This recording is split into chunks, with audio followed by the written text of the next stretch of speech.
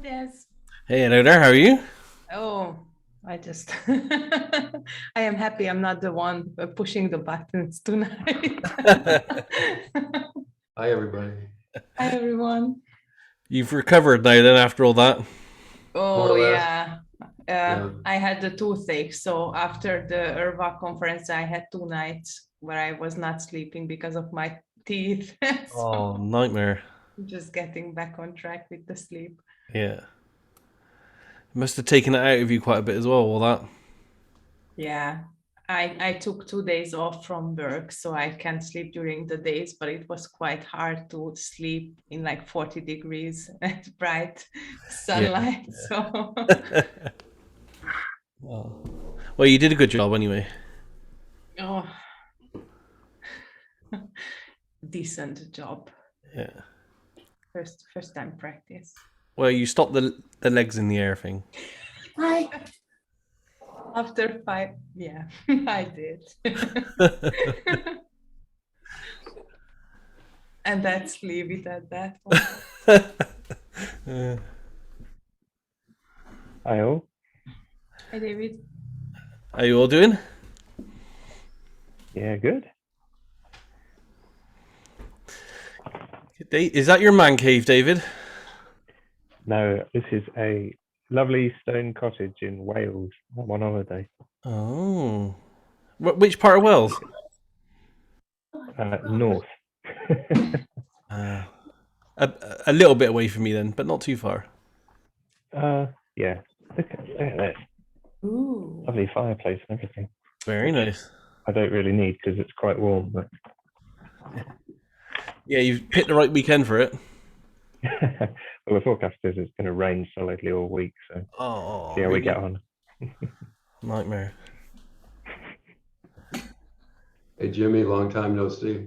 Yes, hello. Good to be back. Yeah.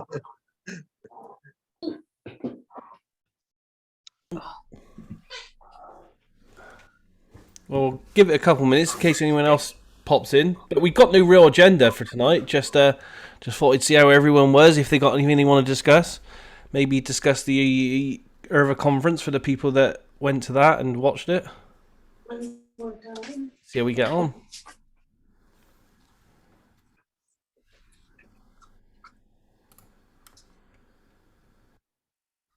Bear with me a sec. Just letting a few more people in.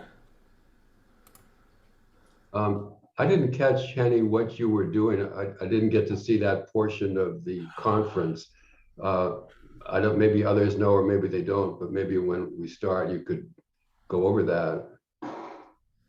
I was basically just an online moderator. So I was accepting people in, looking at the chat, checking the video feed, answering questions, putting links in. And we had some like after hour activities, like the fun activities part, which were, I'm not sure how much of it was recorded, like the spoon bending part and stuff like that. But I wasn't doing anything official. I was just like, trying not to be. So I was just doing back stuff. I heard Lily was going to be here, but if she doesn't, it's up to you then, I guess, to hold up that end of it.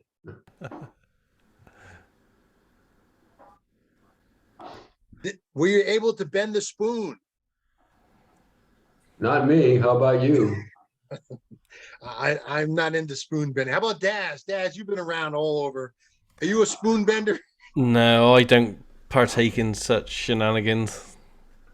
I don't know if I said this before, but during the testing period a couple of years ago with Dr. May, I actually asked him about Uri Geller and stuff, and he told me a funny story. And if I have a minute, I'll tell you. If you want me to say it now, it's only a minute long. In which he said that, during one of these get-togethers they had with other scientists at somebody's house, they had Uri Geller there, and he was going to demonstrate spoon bending and bending, keys and all that kind of stuff. Of course, Dr. Mayer, Ed says to me, "What do you think happened?" And I said, I don't know. I don't know if I believe in that stuff. And he says, "Well, listen, he bent my goddamn keys, my car key." I said, you're kidding me. He says, no. He said, but he's great at distraction. And my conclusion is that when, like a good magician, he was good at using his hands. And at the right moment, he said, I saw him push against the wall, like a sturdy part of the wall at the house he was at, that he bent the car key. And then he did his hand gestures and stuff. And he said, look, I bent the key. And of course, Ed says, I knew it was a trick, but everybody else weren't paying attention to his hand. It was like his motions and stuff. So he bent my car key. I couldn't drive my car home, he said. I had to call my wife and said, bring an extra key to this house. He says, Uri Geller just bent my car key, but it's a trick out. So that's his funny Uri Geller story told me. He says, he personally says he never seen any actual real evidence of it. But, I'm open-minded because you never know that certain people, could be. I don't know. I've never tried it. I don't care to try it. I don't see the purpose in it myself, but it is what it is. Just a quick Your take, footnote. I'm just kind of curious. What's your take? You have a psychic type background and stuff, and do you think it's possible, or? I don't know who you spoke. I want to add a footnote to what you said, which was that Ed May was at the spoon bending party in 2016. I filmed it. There were plenty of forks and other things with their tines bent. So he's seen it, but he doesn't believe it. Yeah. I don't know what to think. Daz, what do you think? I don't know. I'd have to experience it. But it's just not anything that I just can't see myself sitting there shouting "bend, bend, bend." It's just not something I would do.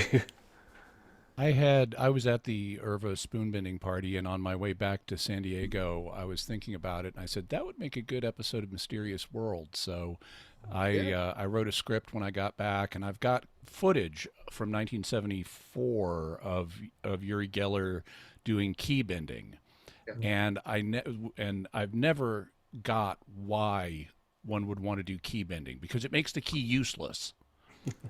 I would never give Uri Geller my keys to bend, psychically or otherwise.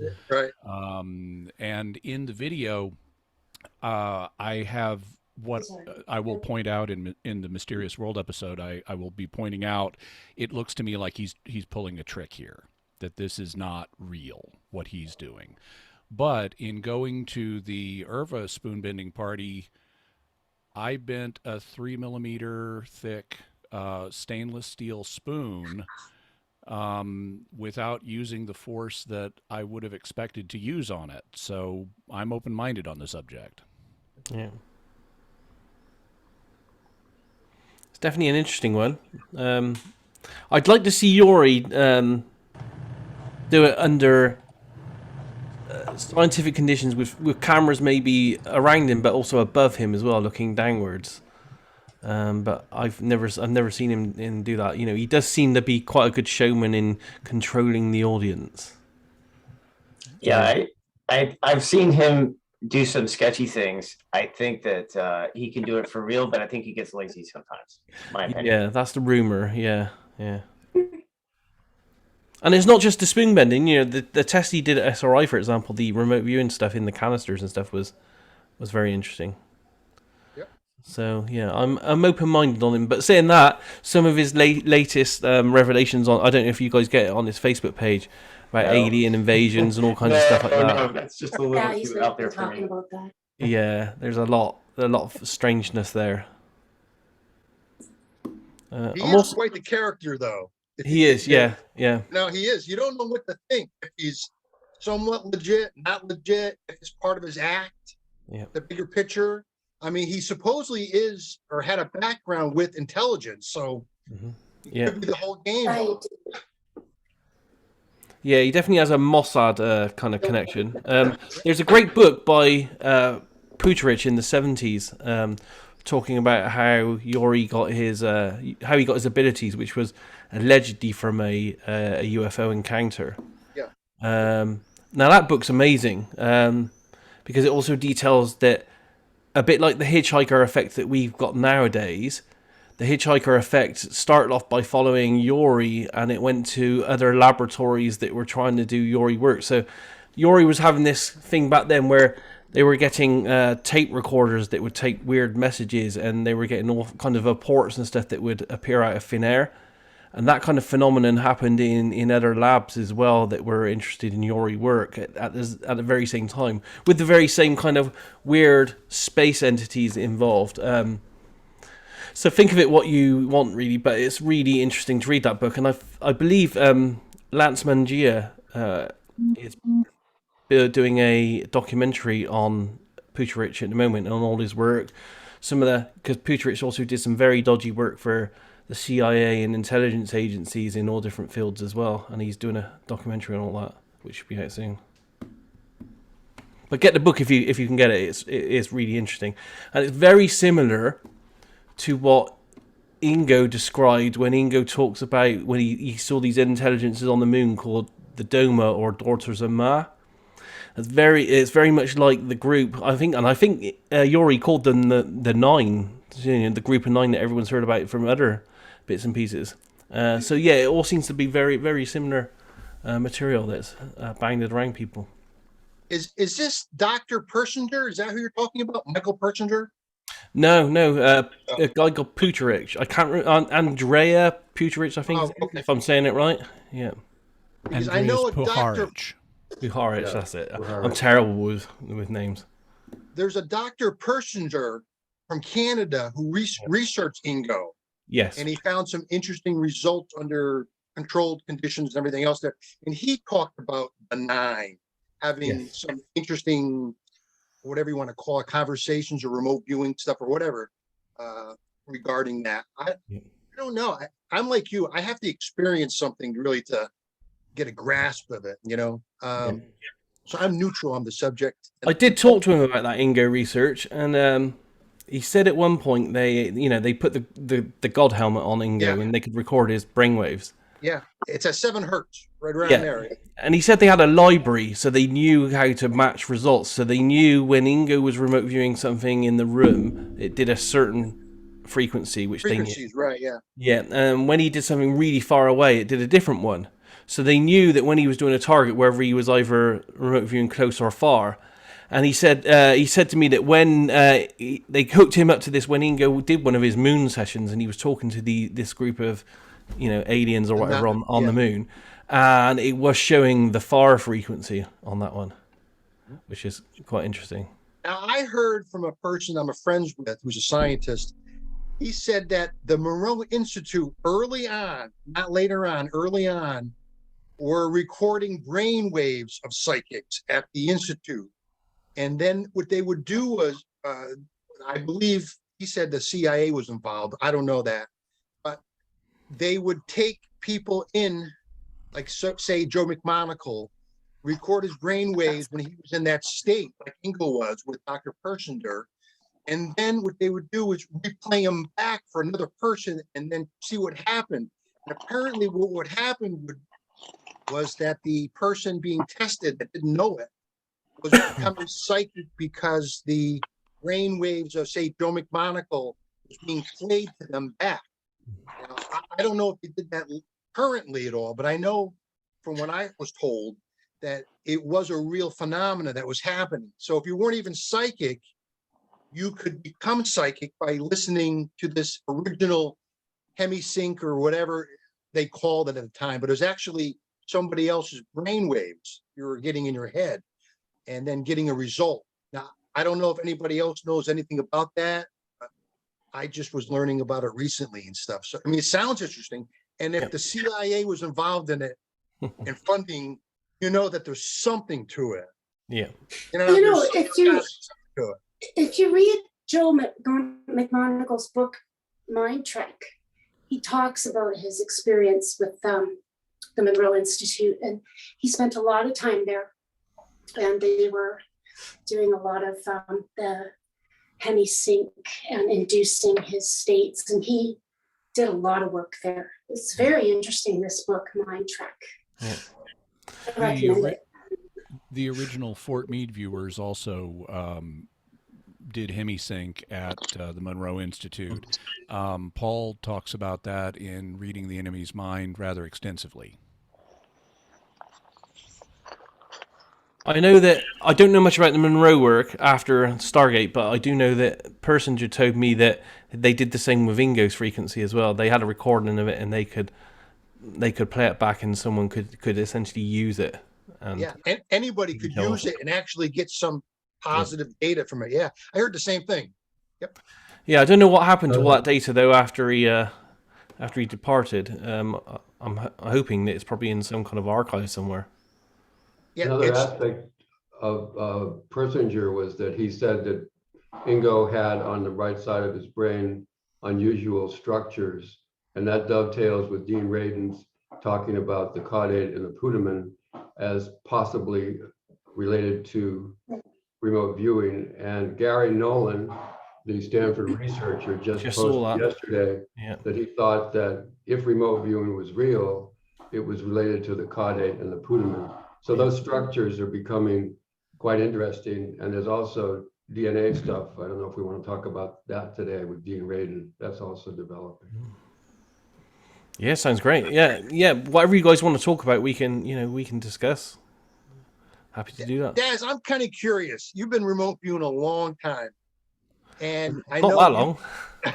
Well, it's 20 years, right? Oh, you're like 20 years. More than me. And I'm just kind of curious.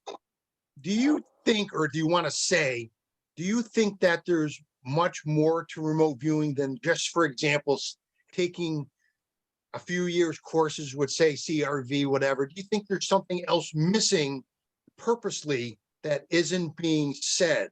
Is even if it's a technology like Persinger or something that it's right there, but they don't want to declassify just yet for whatever reasons.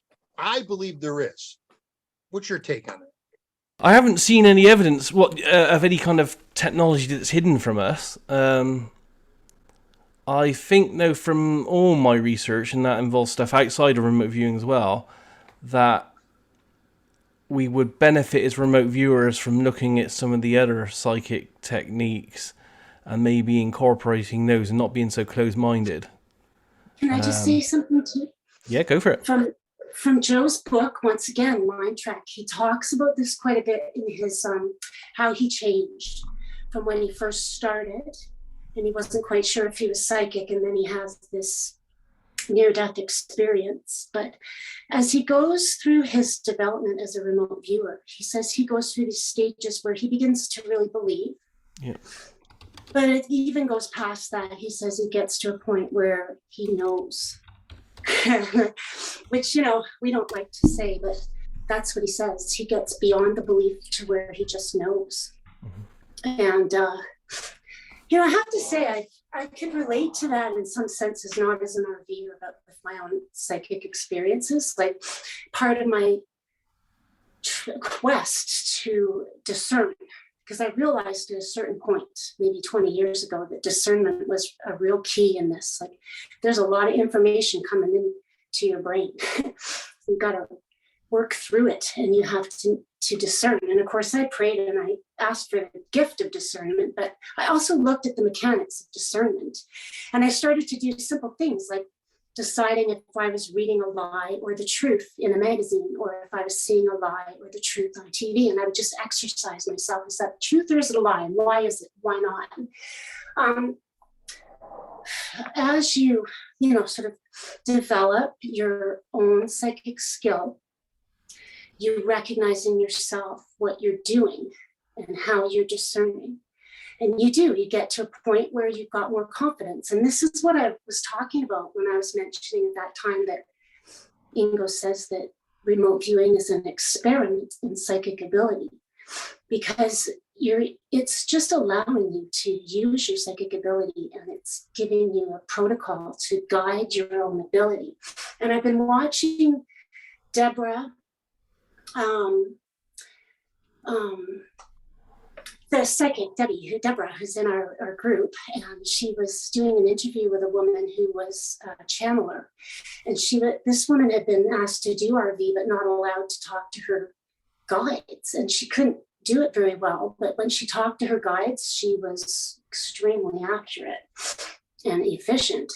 And they were talking in this video about having, more confidence and being allowed to use your abilities. And just like you were saying at the beginning of the talk here, that, to bring in and incorporate more of your psychic methodologies and using really who you are, because that's what I think Ingo really wanted, as I'm beginning to understand all this, is he wanted RV to develop so that people could realize their own abilities and expand them.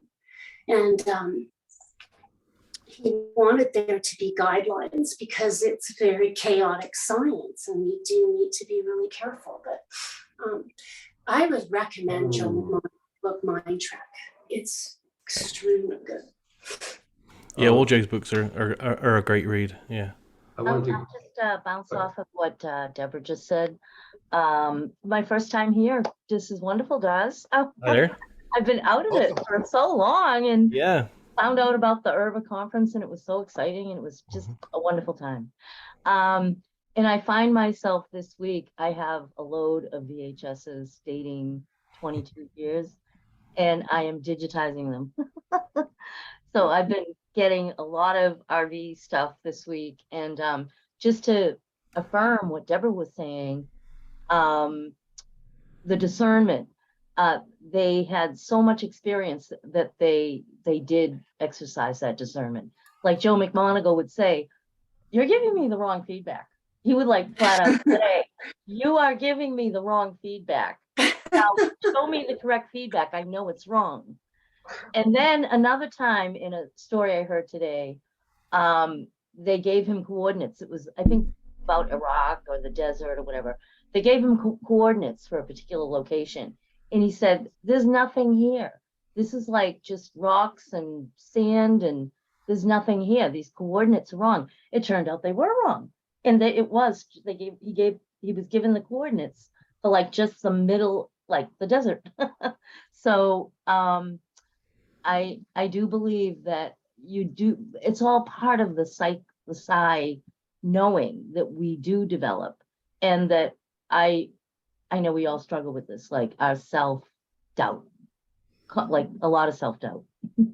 In any case, yeah, just wanted to add on to what you were saying and affirm it. Yeah.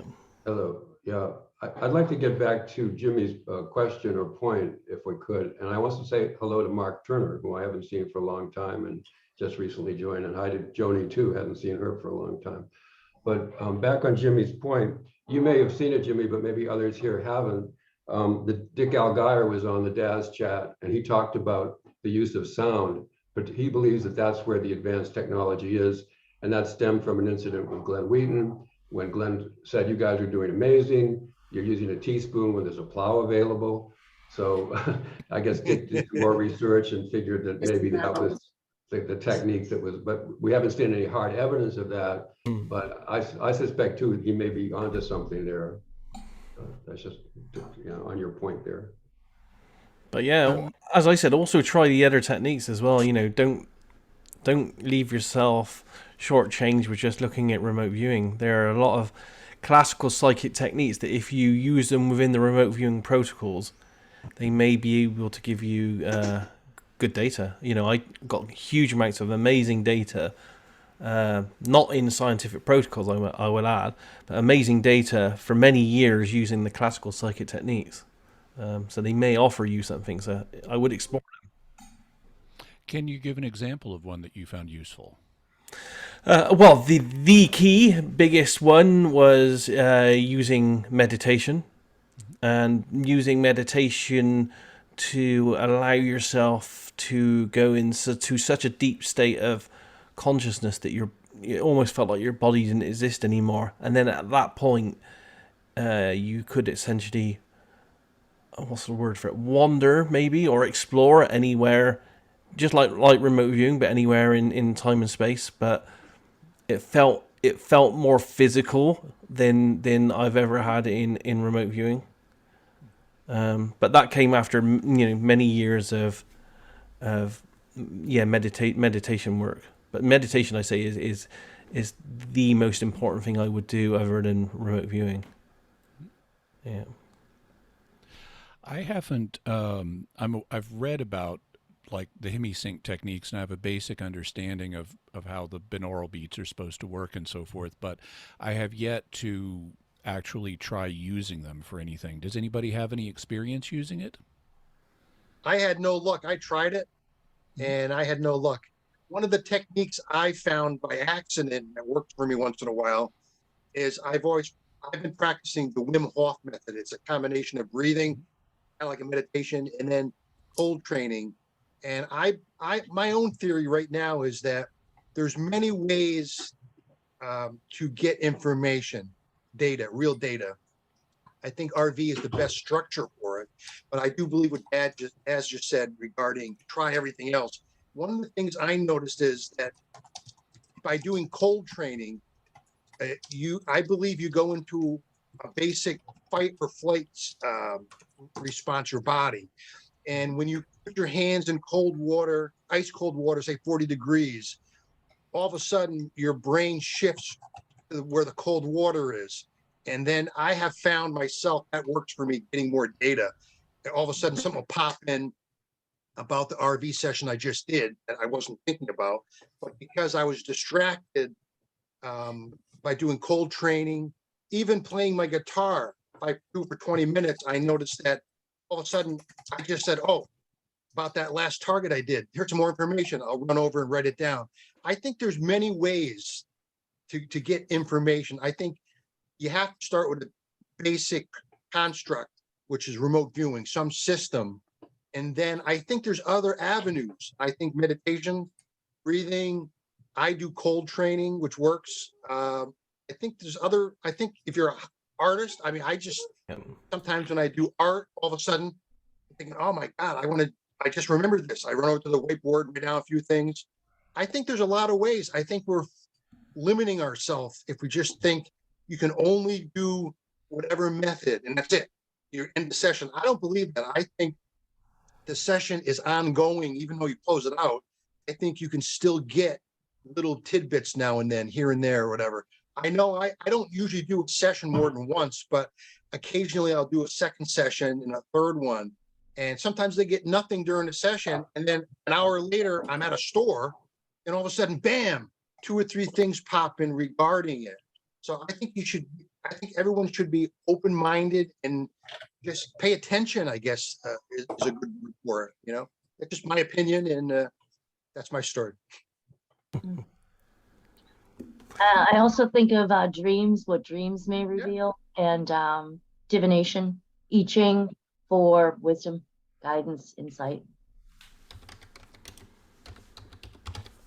Bear with me a second. There's a question from Evangelos in the chat. Hello. You can raise your hand using the reactions button if you want to speak, but feel free to just chime in if you've got something you wanna say there. I didn't get it from the beginning, the question, but as I got it is how we can increase focus. So during the RV session, we can clearer see what we are perceiving, correct? Is that the issue? Yeah, can you hear me? Yeah, I can hear you. I just can't, it's a bit fuzzy on my computer, so I can't quite make out. Okay. Is it better now? Was that to improve the quality of the visual stuff that you're seeing, or just generally the quality of data? Okay. A good thing could be for a few days before the day that the RV session is on, we could do something with our nutrition. Lots of vegetable and fruit, not that much meat and dairy, and to avoid coffee. Helps with mental clarity and focus. Besides everything else, meditation or yoga or Tai Chi or whichever practice anyone wants to use, okay? Mm-hmm. But I think nutrition also helps a lot, a lot. It's a possibility, and it's not something I've explored. I have to be honest. I usually. I have kind of explored. That's why I'm mentioning it. I think it's probably different for each of us. Because, for example, I always do my RV with a cup of coffee. It's not, imagine doing it without the coffee. I don't think it'd be any different. But we're all individuals, so it could be different for you than it is for me. The whole experience. I have a question, Des. I understand that Prudence Calabrese drank mugwort tea.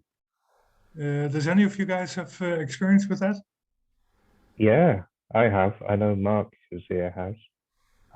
The first time I had some, it did seem to be faintly psychoactive.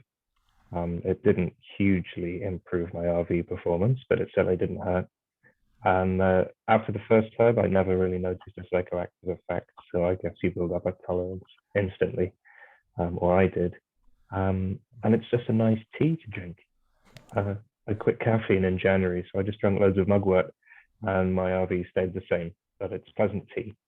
I don't have anything against it, but I don't think it didn't make a huge difference for me. Okay, thanks.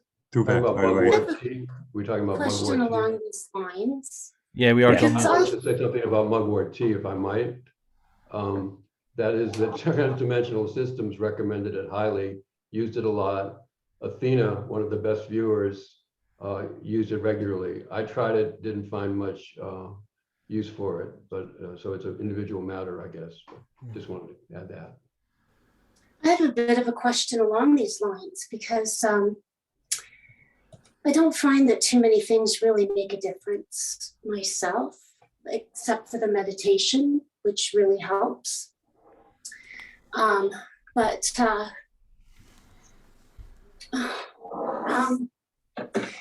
I'm kind of losing my train of thought, but I find, I don't know if you have ever noticed this, because this goes a bit past the RV, but I need to wait until I feel something, that it's time, that I've sort of prepared myself properly, even without binaural beats, which sometimes I use, but I get, like, on one of these last exercises that Daz put on Facebook, I suddenly realized in the middle of the session that I kind of knew where the whole thing seemed to be going, and I thought I need to take a day off and clear my mind so that I don't know where this is going, so that I'm fresh, and I'd already gone down that wormhole, and then when I came back to it, I was still there. It was still the same. It wasn't going to change. So I went with it, and I just finished the session. But I find there seems to be an intuitive element about when I should start and when I get a feeling I should take a break. Like, it's not something I can articulate very clearly what it is. But lately I've taken a month off just because I felt like I was getting overwhelmed and confused, and I needed to clear my headspace, take a step back and come, I don't know what it is exactly. I'm still exploring this, but I wonder what you think. Do you have this kind of experience with me? And how much time do you spend trying to, that was my main question coming out of this, was how much time do you spend on a target? How far do you take it? And how do you know when to stop? Is kind of my question on that. Any of you guys want to answer that one? No. I can start. I usually spend, I don't know, it depends on the target. A crypto viewing target for a crypto, probably about half an hour. A normal target, I usually spend probably about an hour on it. I try to only do one a day, if possible. I don't like to do more than one RV in a day, but I have done on occasion. But when I was training in the early days, and I don't class myself as training anymore. In fact, I haven't done a training target in years because I'm doing so much operational stuff. I only ever worked 3 to 4 targets a week, and I absolutely made sure that on a day I did a target, the next day was a day off, and then it was a day on, day off. A bit like bodybuilding, because I felt it was a bit like a muscle. You get tired. I find I get exhausted. Yeah. And listen to your body. You know, do what you feel or your body tells you to do. Because it's not a race. We're not in a race here. You know, there's no end destination. We're all just trying to learn. Mark, I think that's right. I'll bite on that question because you said bodybuilding, and we get this question absolutely loads on Reddit and Discord. Like, how much should I do? I always say to people, it's just like athletic training. You know, if you train too hard, you'll injure yourself, and then you'll have to sit out. And when I always knew I overtrained, and I had to take like 2 months off because I just couldn't do it. I was missing all my targets, and I felt awful about it. And I got into such a funk. I just had to sit literally 2 months before I felt like, oh, this is an okay thing to do again. But then early last year, like I think it was last year, it was 2021. The first 3 months of the year, I trained 7 days a week, up to 2 hours a day, 1 target per day. I didn't miss a day for months. But that's a matter of training stamina. Like if you got to build up to that. If you just jump into that, and I couldn't have done that forever. It wasn't sustainable. But I decided to have at it and get good quick. So I certainly don't do that anymore. But it's possible to do a lot and hit your targets. But you've got to be careful. And that does says listen to your body.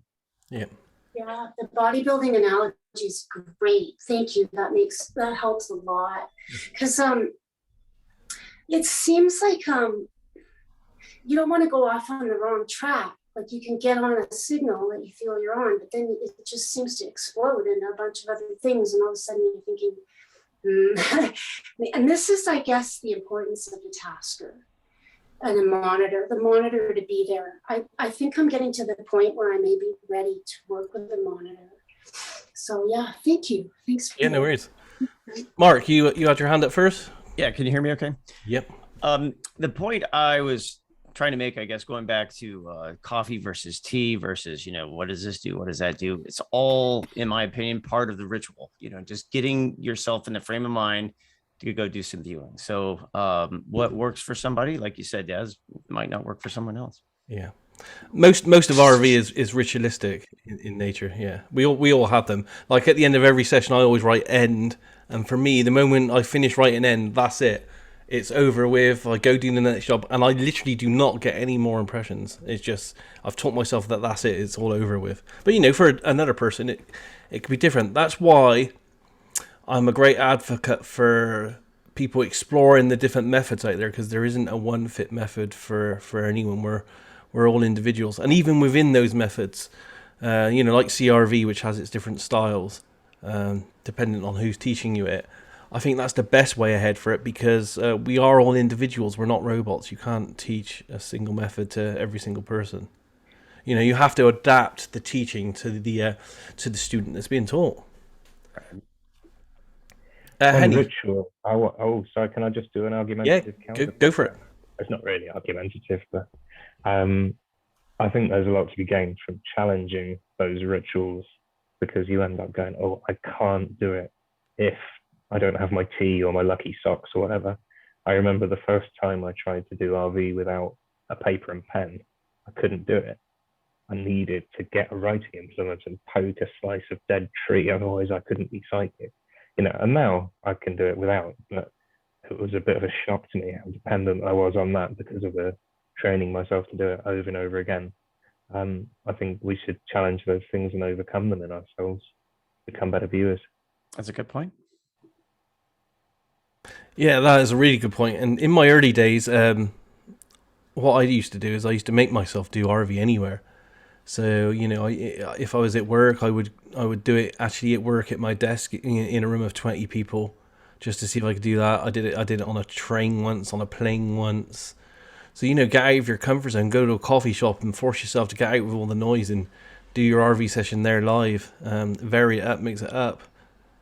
A big one is do it when you don't feel like it. I'm feeling like I can't do it today. I'm having an off day. I know I'm going to miss my target if I do it now.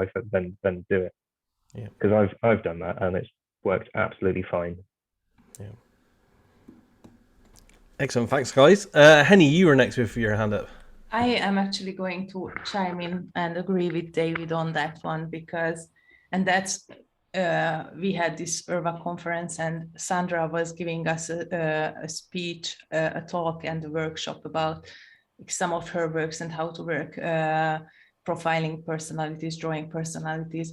And she was bringing to us a case that she worked. And this is when it hit me that, okay, I'm so used to, feeling comfortable, being in the zone, working in the time when I usually work RV. And she was just telling me, sometimes you just have to, hand in a session that day, because it's for forensics and CIA, and it doesn't matter if you don't feel like it, if you are not in the mood, if you don't have the time for preparations and stuff like that. You are under pressure and you have to learn to perform. And what really felt good is she admitted that even she is not always in the zone, and sometimes she has to struggle to get the data. But it's something you can strive for, even if you don't feel like it, even if it's rough and you are not getting the flow, you still can manage and push through a session. I'm not saying you have to do that every day and you have to do that for training, but it's something you have to start preparing yourself if you want to be a remote viewer in the long run. Yeah, great comments there. Thanks, Henny. Paul, you are next with your hand up. Would you like to go ahead? Yeah, thanks, Daz. Thanks for letting me be here. I had a couple of questions for the group, if it's okay here. Yeah, go ahead. Yep.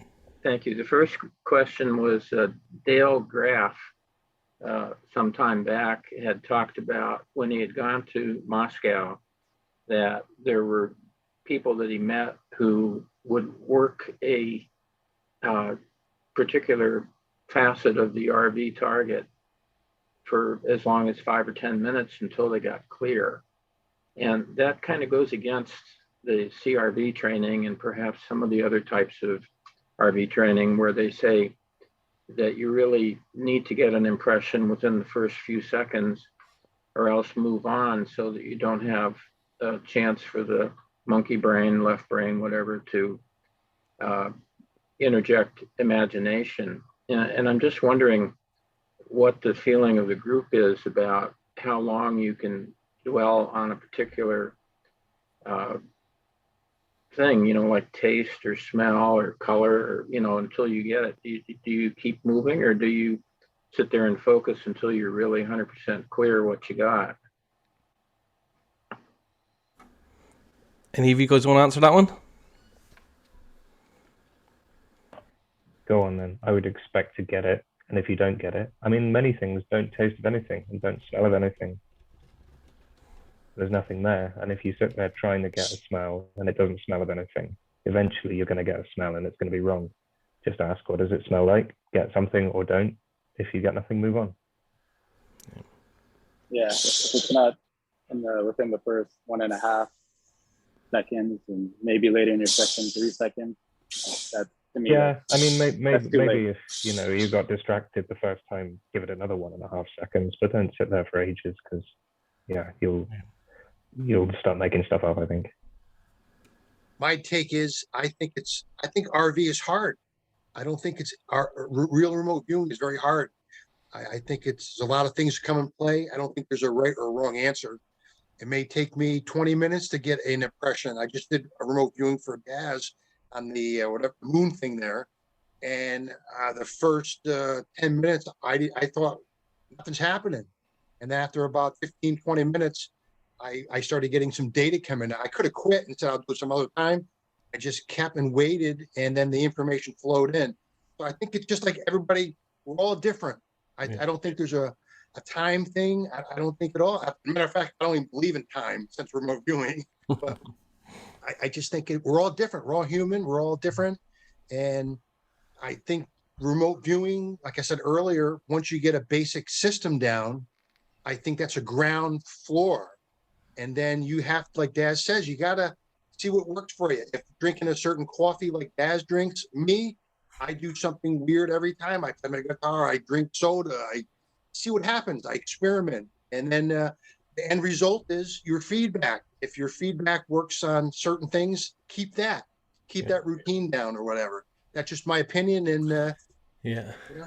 I will say though that although I mentioned the coffee thing, that isn't actually a part of my RV. It just, it just goes to show that I can pretty much just do anything. Like I've even done RV drunk once and got good data on vodka. Yeah.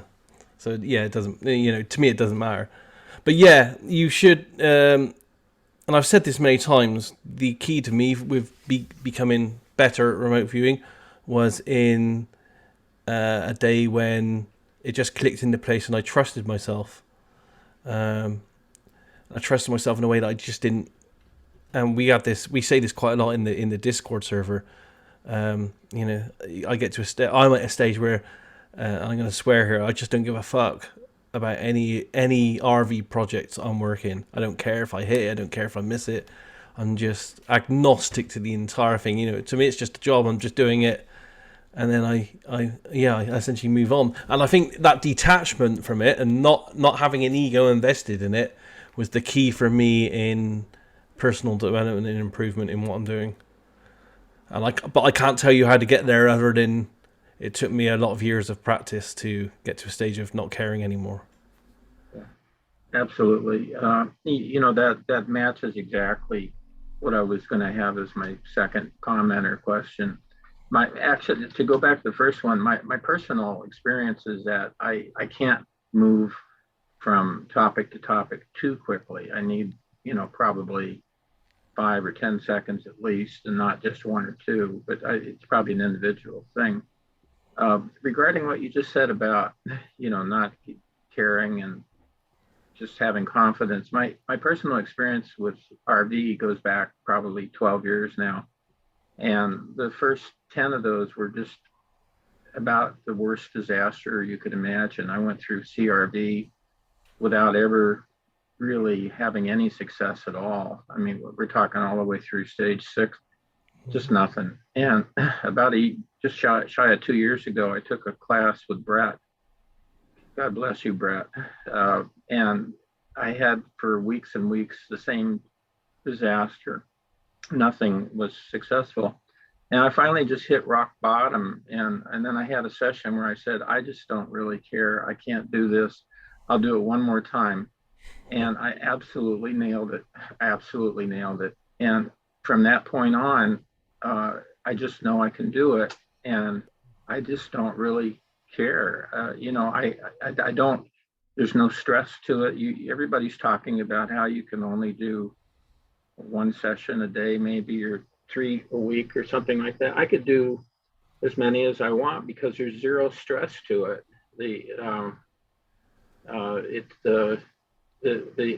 I just know I can do it. I'm not an expert at it. I'm not as good as any of you pros are, any of you who do it professionally, but I know I can do it, and I've had a lot of success.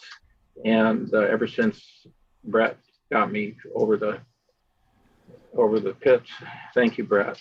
And I just think that it's possible to do this really for extended period of times without fatigue if you just don't put any stress into it. Just do it. That's my feeling, but I don't know what the group feels.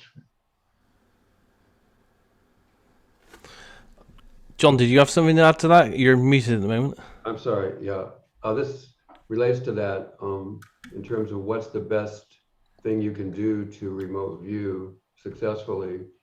Alexis was talking with Tom McNear, Ingo's favorite viewer.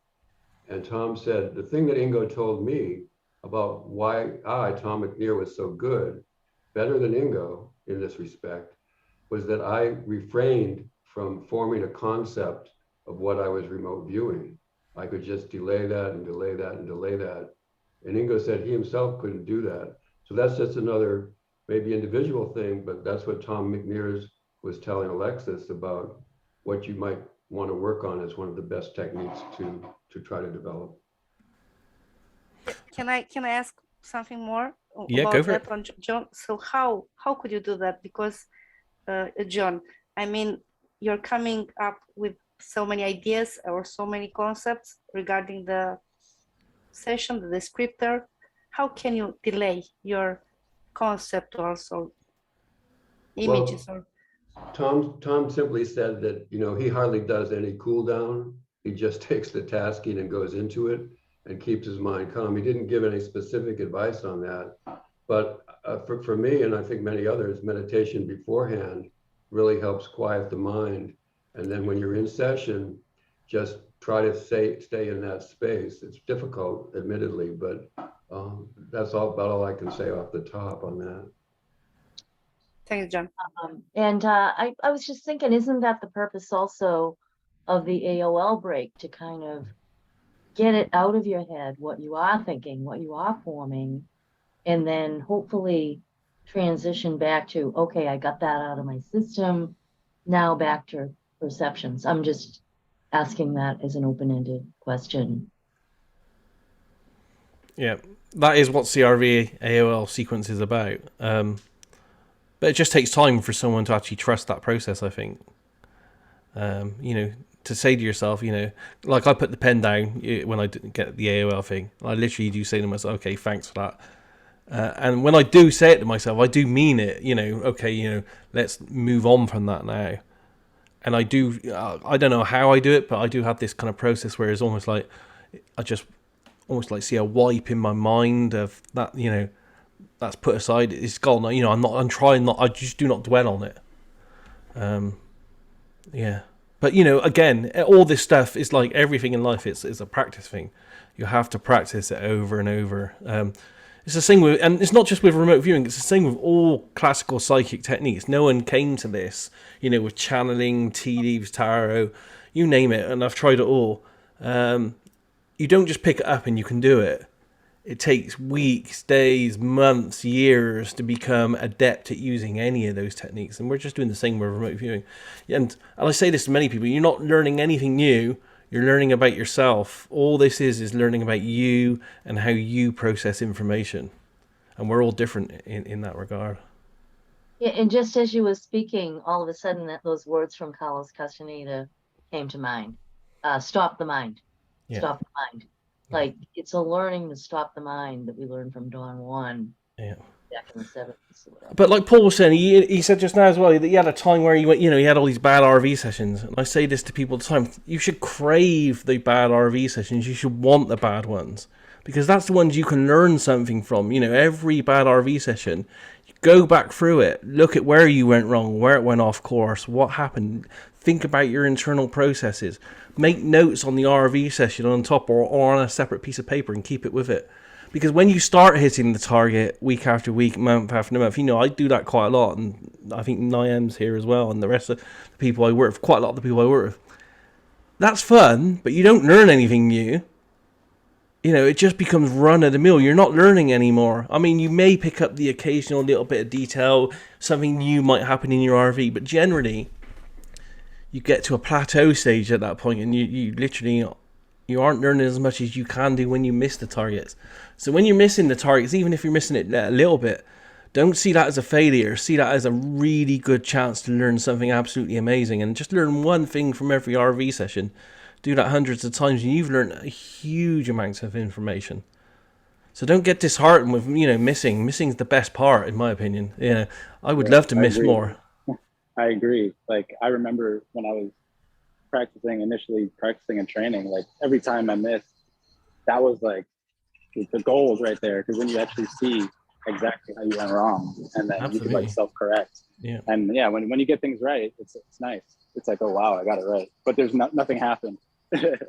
It just happened perfectly. Yeah, you know what I mean. So yeah, it's a fleeting niceness. It's like, oh yeah, I hit the target. Well, yeah, exactly. But when you miss, it's like, wow, I turned this into that. Yeah. And the next time it happens, you're gonna remember. When you encounter that again, you'll probably fix it, or at least you'll notice it.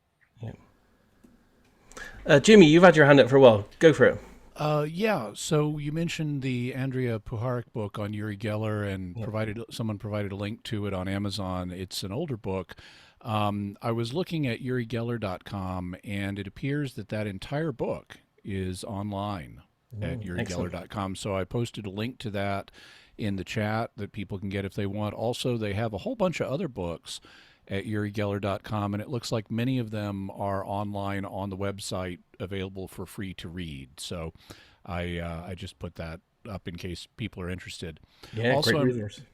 I'm really curious what Deborah Rose is doing. Is it a rowing machine, an exercise bicycle, or is she kneading bread dough? Oops. It's a rowing machine because Okay. I'm autistic. Because I'm autistic, my whole life it's been hard for me to sit still. Like I can't sit still. It causes me pain. So I'm working the blood through my body because I have fibromyalgia, chronic pain, and this really has been helping since I got this little machine. It helps me a lot. So yeah, it's part autism, part fibromyalgia. Okay. Just Thanks curious. for putting Thank up you. with it. Thanks.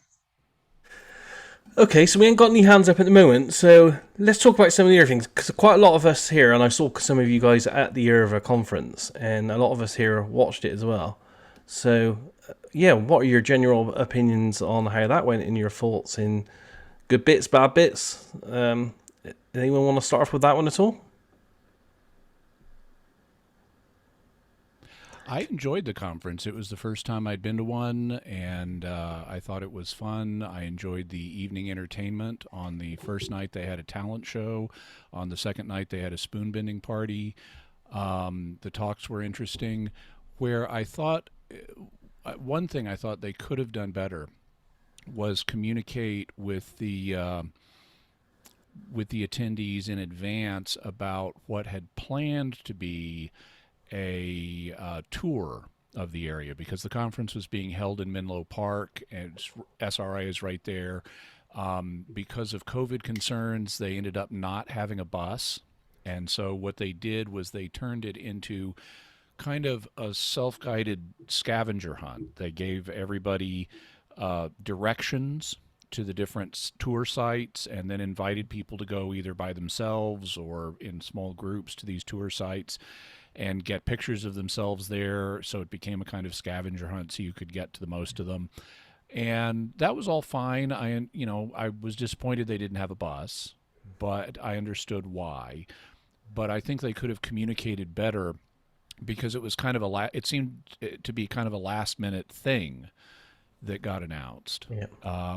Also, they didn't really keep to the schedule the way they should have. They had unplanned events that were, at least events that were not on the schedule. And especially in the evenings, they would start events an hour to 2 hours late. And that's I wouldn't do that. If I was an organizer, I would keep to the schedule. Okay, yeah. I mean, I haven't watched it all yet because seeing it all online, I just couldn't get to it all because different time zones. I watched about half of it or more live. My only main concern was I felt it was all a bit rushed, in that I felt that they probably just went a little bit more for quantity rather than quality, in that they tried to get too much in and not enough people had enough time to really go through their presentations. Some of them were only given, I think John, like for his first presentation, was only given like 25 minutes or so, really rushed on it. And I would have liked to have seen more time on, I would have liked to have seen an hour on that. Same here. Yeah, I thought John could have used more. Yeah.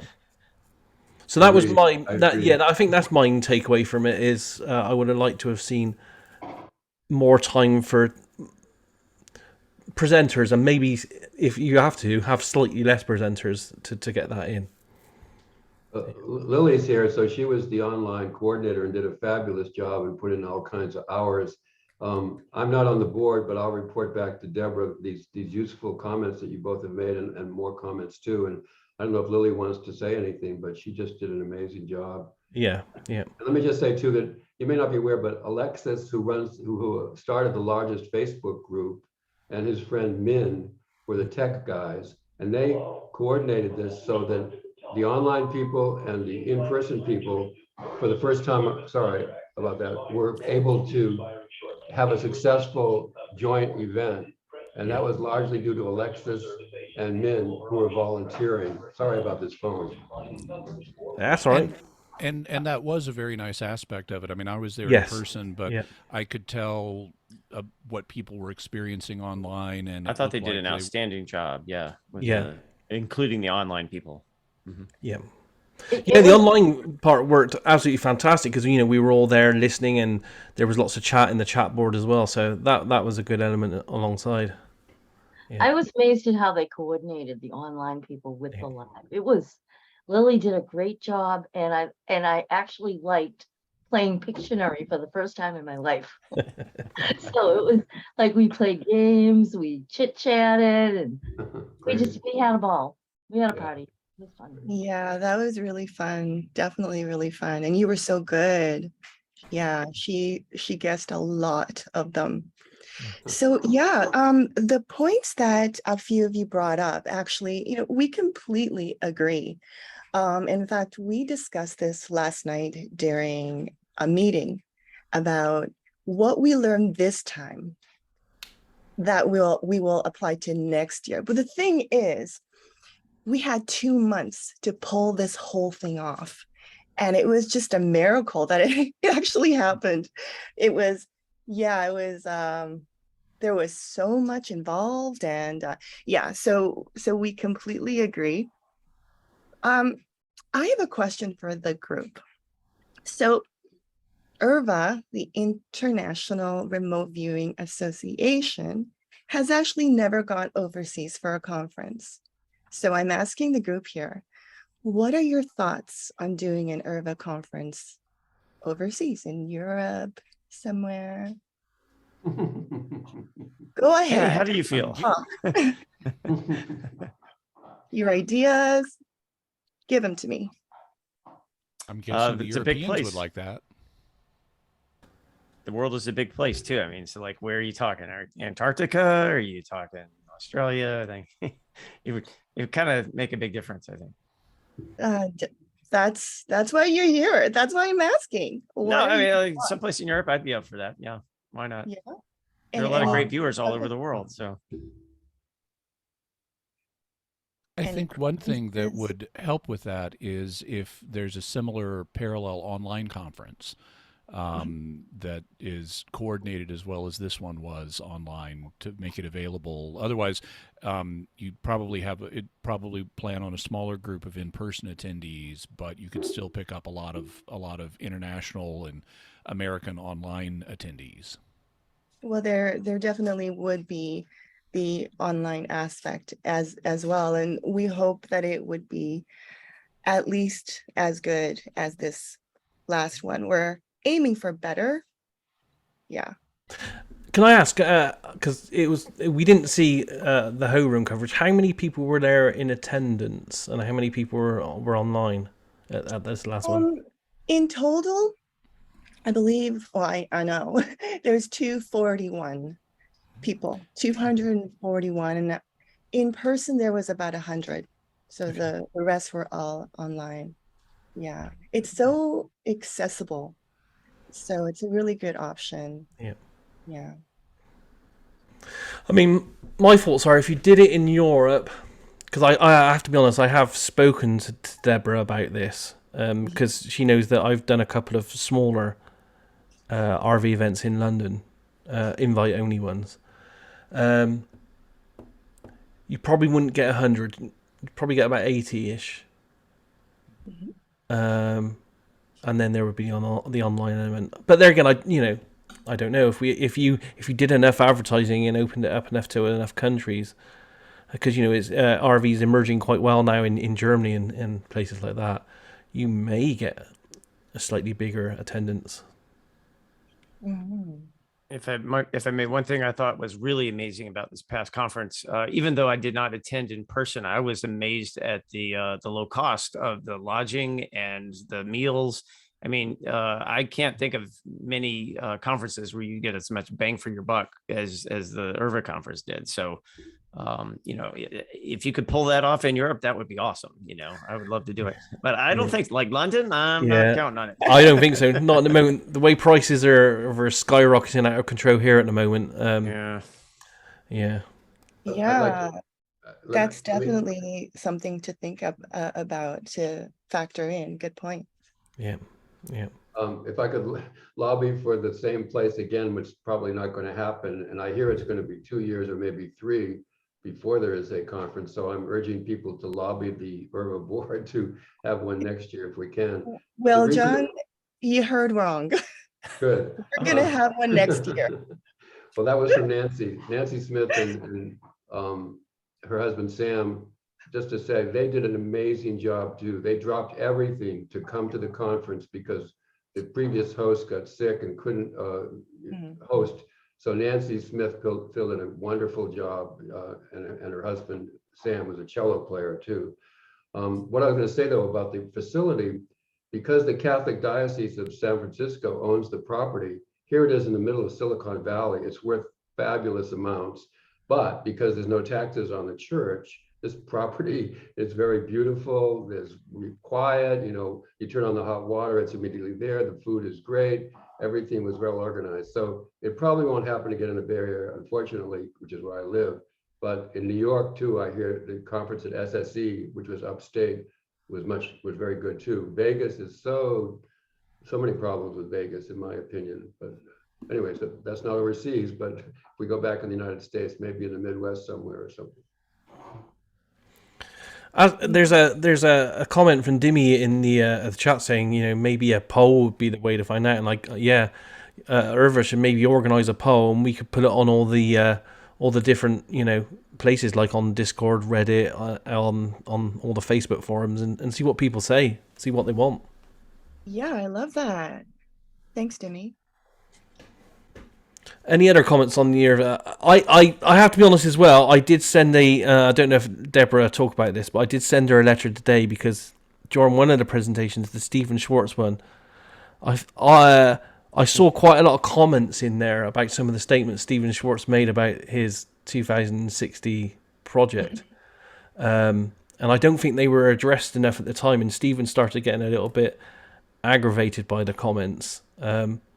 But I would like to see them addressed, you know, because he made the claim that the project was triple blind. I think that's probably incorrect. And I'm not even sure. I mean, again, this probably needs discussion, and I've sent a letter to Deborah to clarify it. But I'm not even sure. Under the typical rules of protocols of remote viewing, is it remote viewing?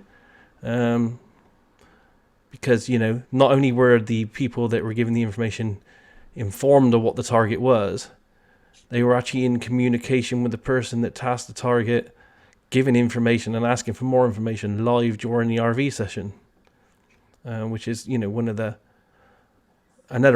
rules of says that we can't do that kind of thing in remote viewing for it to be called remote viewing. So, you know, and that was brought up quite a lot in the chat window, but then it didn't get answered at the time.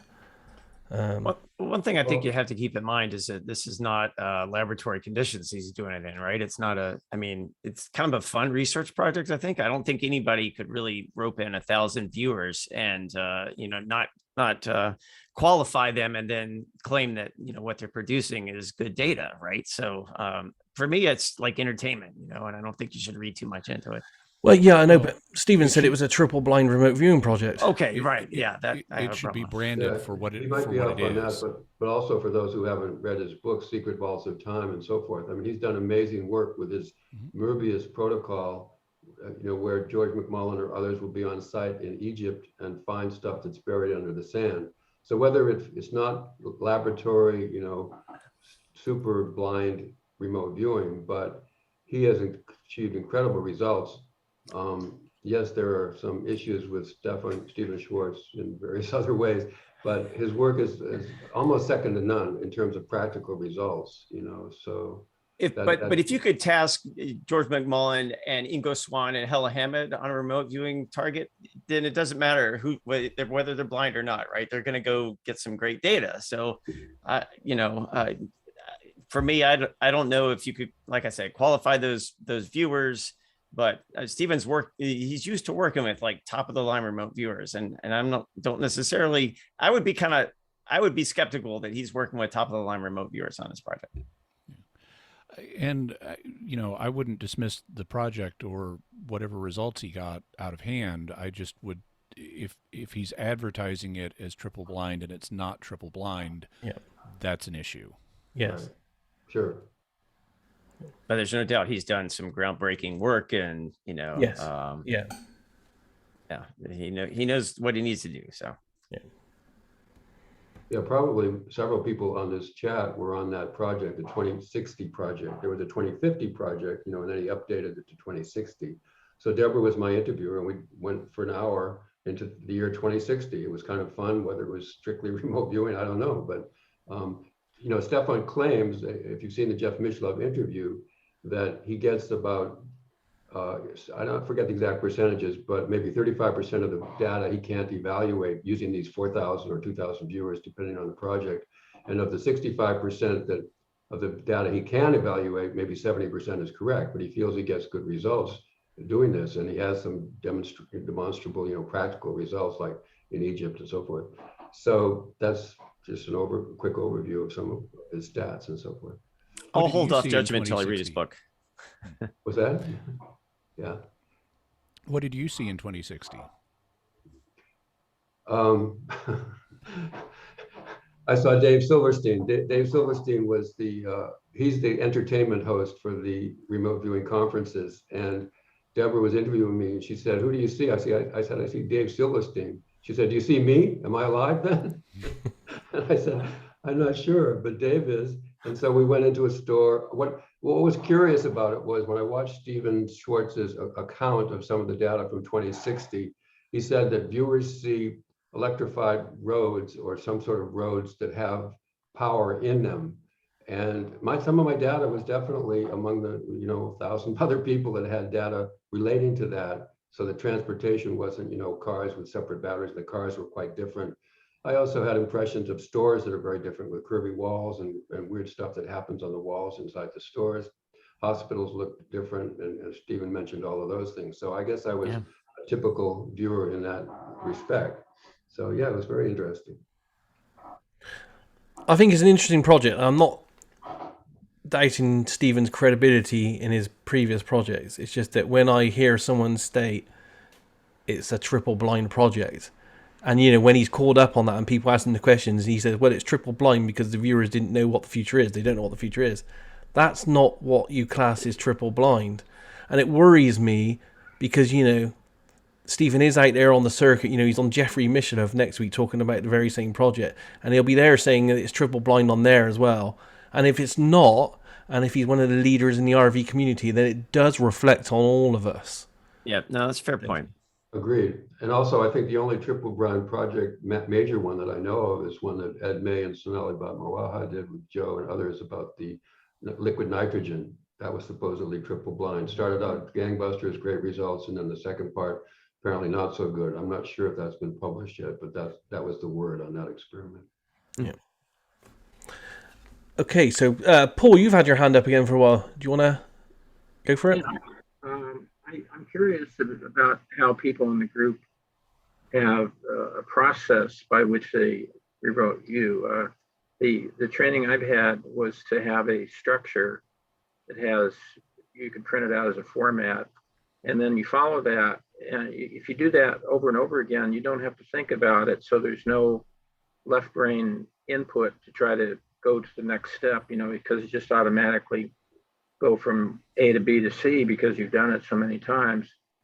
But I've seen other people, like Anita, for example, she talks about everything being visual. There's no structure. I don't even think she uses an ideogram. She just everything is visual. And then I've had other people tell me that they are totally telepathic, that they'll get a sort of a massive download that has an incredible amount of data, and there's no structure to it. It's just a download, and then it might take them 10 minutes to describe everything they got in an instantaneous download. So I'm just curious, what's the various processes that people might be using other than just a printed structure? Any of you guys want to comment on that one? Well, so I know there are a number of different, forms of remote viewing. The original form was not structured, and it's sometimes called general remote viewing or freeform remote viewing. And so that may be you know, what some of these people are doing that you've encountered.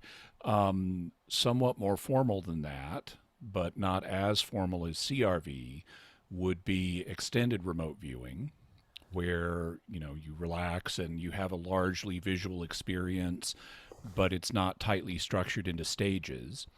CRV is tightly structured into stages, and then there are offshoots of CRV that are similarly staged, like technical remote viewing, scientific remote viewing, the Hawaii remote viewing, which are just different, you know, sets of stages. And then ARV is kind of its own thing, where you have, I mean, it can be done in a kind of CRV way or in a more general freeform way, where you're just looking for getting a quick visual impression of one of two things. I know, Daz, if I'm remembering correctly, you've just essentially done some experimentation with ARV where you're just looking for an ideogram. Yes. And that's as far as you go. Does Yes. the ideogram resemble one of the targets or the others? Yeah. So that's kind of a range or kind of a survey of some of the different procedures that I'm aware of. I don't know if other people are aware of others. I think there are a few more on the Discord forums, and if any of you guys don't frequent the Discord forums, it is a good place to go to meet people. You know, pretty much like what we're doing now, having a chat. That happens pretty much every night on Discord with a group of people, and they like experimenting with different forms on there. If David's still here, he might tell you a bit about that, or Brett, or one of the other Discord regulars. So they play with different methodologies and techniques on there a lot more than you see in the traditional, you know, RV camps and tribal areas. Does that answer your question? Yeah, you know, the feeling I get is that, you know, it's simply a process by which you are accessing the right brain, and the method by which you do that can be any of a large range of different ways of doing it. It's just whatever works for you, whatever, you know. But the key is to just not have it has to be totally blind. It has to be totally without any kind of conscious thinking. It just, you know, just let it come. Yeah.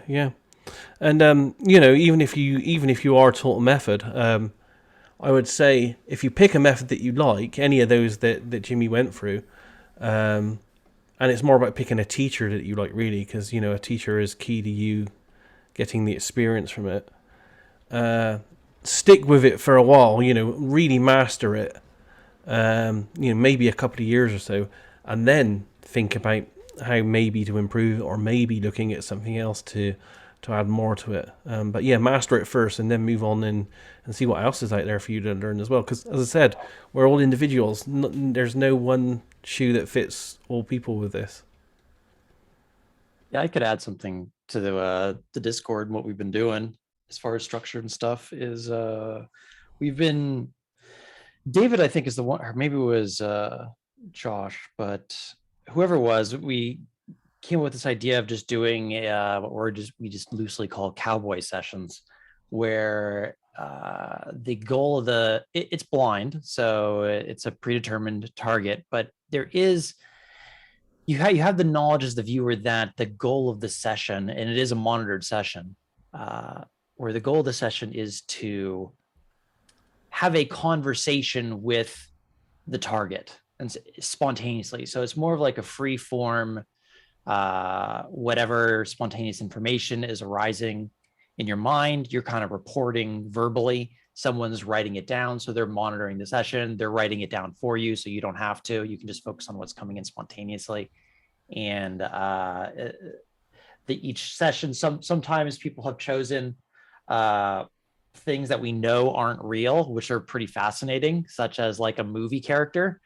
There's some real, and you'd be surprised at how accurate some of this data has been, of what you'd expect in the descriptions of those characters. It's like, okay, well, I see this person, you know, see, quote unquote, in my mind's eye, and then you have a conversation, and you'll actually, like, I've done several of them, David and a bunch of other people have done this, and the data actually has come back really well, pretty on point.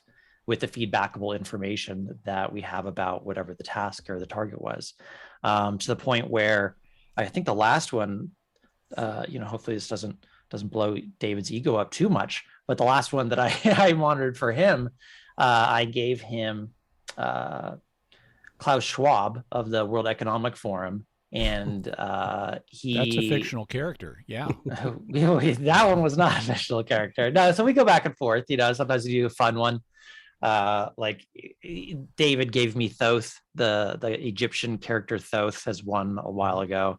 I gave him Klaus Schwab, which very interesting stuff. And at the very end of the session, he said, this person reminds me of Klaus Schwab. So he actually named the individual. He got the exact name after describing all of this information about this guy, which also was very on point and feedbackable. And this is a very free-form method. There's next to no structure other than it's blind, it's a predetermined target, and there's a monitor. And the viewer knows that, well, the goal is to have a conversation. And anyone in the chat room when we're doing this usually they can chime in. Does anyone else have a question for the viewer to perceive? And it's been fun. It's it's certainly not a laboratory experiment, but it's been a fun experimental thing to do on the Discord. And I think there's a lot of different ways to tap into and access this natural human ability. The remote viewing method is merely one of them. The benefit of the remote viewing method is if you stick to the protocol, you can show that you can prove that a psychical event took place because there's feedback, there's blinded, it's like something actually happened. When you kind of remove that method in the protocol, it doesn't mean that those abilities disappear. It just means that it's harder to prove with the shadow of doubt that something psychical actually happened. It might have, but it's harder to prove it. So, doesn't mean you still can't experiment in those realms. And I'm a big fan of what Dad said earlier. It's like, explore some of these other methods out there that are a little bit more freeform. You might have some pretty cool results. I just want to add to that. The reason that we call them cowboy sessions is because I once asked Daz, do you want to have a go at doing this? We've been having some really interesting results. And he said, I'm not doing any of that stupid cowboy shit that you weirdos are doing. So, and then he gave me a target, which I nailed. Yeah. The Green Children of Woolpit. Yeah, that's the one. Yeah. I just did a mysterious world on them. David got some really amazing, off the cuff, spontaneous data on that one. Yeah. My ideogram was two people, and I said, are they like conjoint twins or something? Because it was like two loops, right? I did the ideogram in the air. There was no paper. I had like a blindfold on, but there were two very closely joined people. And then, I don't know, it was a long time ago that I did this. I was struggling I think I called that it was fictional, but I was struggling to describe the story. You said they were... I thought, I'll look at the minds of these people. And I said, it's like a bloody mess in here. It's like it's internally inconsistent. It doesn't make any sense. You mentioned when I got Elizabeth clothing as well, didn't you? Like the clothing? You mentioned they looked like they were dressed in Elizabethan clothing. Oh, yeah, I did actually. Yeah. If it was something like that, I might not have said Elizabethan, but old-fashioned clothes. But yeah, I picked up that there was conflicting stories about these children, and one story says this and one story says that, and that sort of internally inconsistent fictional nature of it. Anyway, that was the data I got. I mean, maybe that was just Daz's beliefs reflected back to him, because, maybe not. Who knows? Certainly, you could say, the monitor is not blind, so it could all just be telepathic, which of course it could. But we've done a couple of targets which were sort of metaphysical, non-physical things. We did one which was a Nepalese, it's like a shamanic teaching spirit thing. Oh, here's Josh. He can tell us about that. No, you can go on. I just that was a experience. I've never been possessed during a session before, especially while driving. Yeah, that was fun. I mean, it was one of my favorite sessions and one of Josh's least favorites, but he was the viewer and I wasn't. So, but that thing was reading the minds of all of the people who were there during the session, which was hilarious. We didn't have to ask the questions; it was just answering them. I think, was it Henny? Was it you, or was it Jimmy? Yeah, it was Henny who Josh went. And Henny, it's not Bashar or one of those things, and it's not Seth either. She's just like, oh, gosh. And hadn't asked the question, but it was floating around there. That was a freaky thing. Koff was doing that as well, I think. And most of them don't do that. We discovered that Mickey Mouse is a horrible racist, and Doctor Strange thinks it's really sweet that we're doing these little practices that we do. But yeah, hop on Discord. Anybody can give it a go. John, you've had your hand up for a while. Do you like to go next? Yeah, this is on a different thing, just to support what's going on in Discord. I don't go there that much, but man, you guys are really, you're the next generation. You're really going at it. It's really great to see new folks coming to take over. I mean, not take over, but participate. So this is about back to left and right brain. As people know, I've had a thing about that for some time. So let me start by mentioning Ed Rorden. So Ed Rorden's videos, he claims to sort of be finding out where inside his brain his psychic impressions are, I think, coming from. I haven't watched him closely, but I did email with him briefly about that. So there's that going on. There's this meme in the field and in the society that the left brain is, logical and verbal and so forth, and the right brain is nonlinear and so forth. And I've raised this a number of times, and I just want to raise it in this sense. It's not scientifically accurate to say that the left brain is all one thing and the right brain is the other. There are indications that there are right brain features that are particularly important for remote viewing, like being able to get gestalts and drawings and so forth. And Stanislaus Dehaene, who I mentioned in my talk on numbers, has written about this. He has a whole lab in France. He's a stone materialist. There's no psi involved, PSI, but his stuff is worth reading if you're interested in the brain and its possible relationships to remote viewing or psi. So I guess my thought is, if people are using the left brain, right brain, if that's embedded in your consciousness, you may be not giving yourself enough credit to your subconscious as to what's actually going on. Maybe I could put it better, but I think you get the general thought. So I just want to raise that as a possible thing to consider. If you relate your brain structures to psi and you really believe in the left brain, right brain meme, and you say to yourself, because some people do this, right? You sort of, as you view, you say, well, I'm going to do this or that. You give yourself a moving direction. I don't know if people give themselves directions to go into the Pudaman and the Kade, but that's another subject to pursue, actually, whether, conscious influence of those structures might improve psi. I don't think that's been looked into. Anyway, I just wanted to raise my hobby horse one more time and to think about it. Anybody who wants to, otherwise just forget it. What was the name to look up? Sorry. Oh, Stanislaus Dehaene, Dehaene, Stanislas. He's a French researcher. Dehaene, okay. Could someone drop that in the chat? That would be awesome to. Yeah, I haven't done that yet. Okay. Anyway, just two cents worth there. Thank you. Yeah, thanks for that, John. Interesting stuff there. Does anyone else have any questions or anything they want to talk about?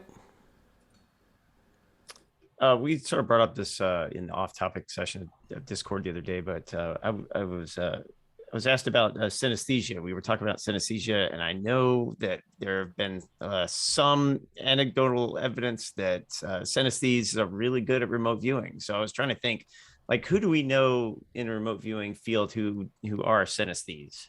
I know Joe McMoneagle is. He's already said that he is, but I think I've heard either Paul Smith or somebody else talk about some of the other early remote viewers who seem to have this kind of ability. Might be it might be another good poll to put in all the different groups to see if we can get. To add in that Ed May is a firm believer in exploring that also, but I can't think of any people he's named other than Joe. But there have been a few other people in the field. I just don't recall who they might be. Yeah. I remember some others too, but I'm not remembering their names off the top of my head. Ed told me that all of the quote unquote black belt level viewers that he's worked with have turned out to be synesthetes. So he indicated it's very widespread among people who are particularly talented. He talked about that in one of the episodes of Mysterious World where I interviewed him, but I don't remember exactly. I think it was the second or third, but I don't remember exactly which one. Yeah, like you, Jimmy, I know Ed has mentioned this before, but I can't recall if he's actually said who is who other than Joe. So it's interesting because I don't recall ever seeing any papers on it or research on it in the Stargate archives, and they allegedly tested for every kind of mental faculty in that. Well, it's kind of like my daughter. Go ahead, Jimmy. I don't know if synesthesia was recognized in the 1970s, so they may not have been testing for it back then. Or during the mid-20th century, I happen to be a synesthete myself, and during the mid-20th century, it was dismissed as this is just your imagination, and maybe it's even a psychosis. And then in more recent decades, there's been more research, and it's like, okay, no, this is not a psychosis. It's something that is actually happening where you without having to think about it, you just associate automatically certain things with each other. And so it may not have been recognized in the 70s. It may not have been one of the things they were testing for.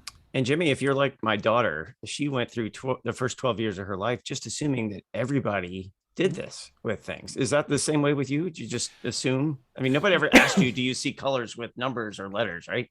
Mm-hmm. Yeah, nobody did. I have several forms of synesthesia. I have grapheme color synesthesia, which is the letter, number, color thing.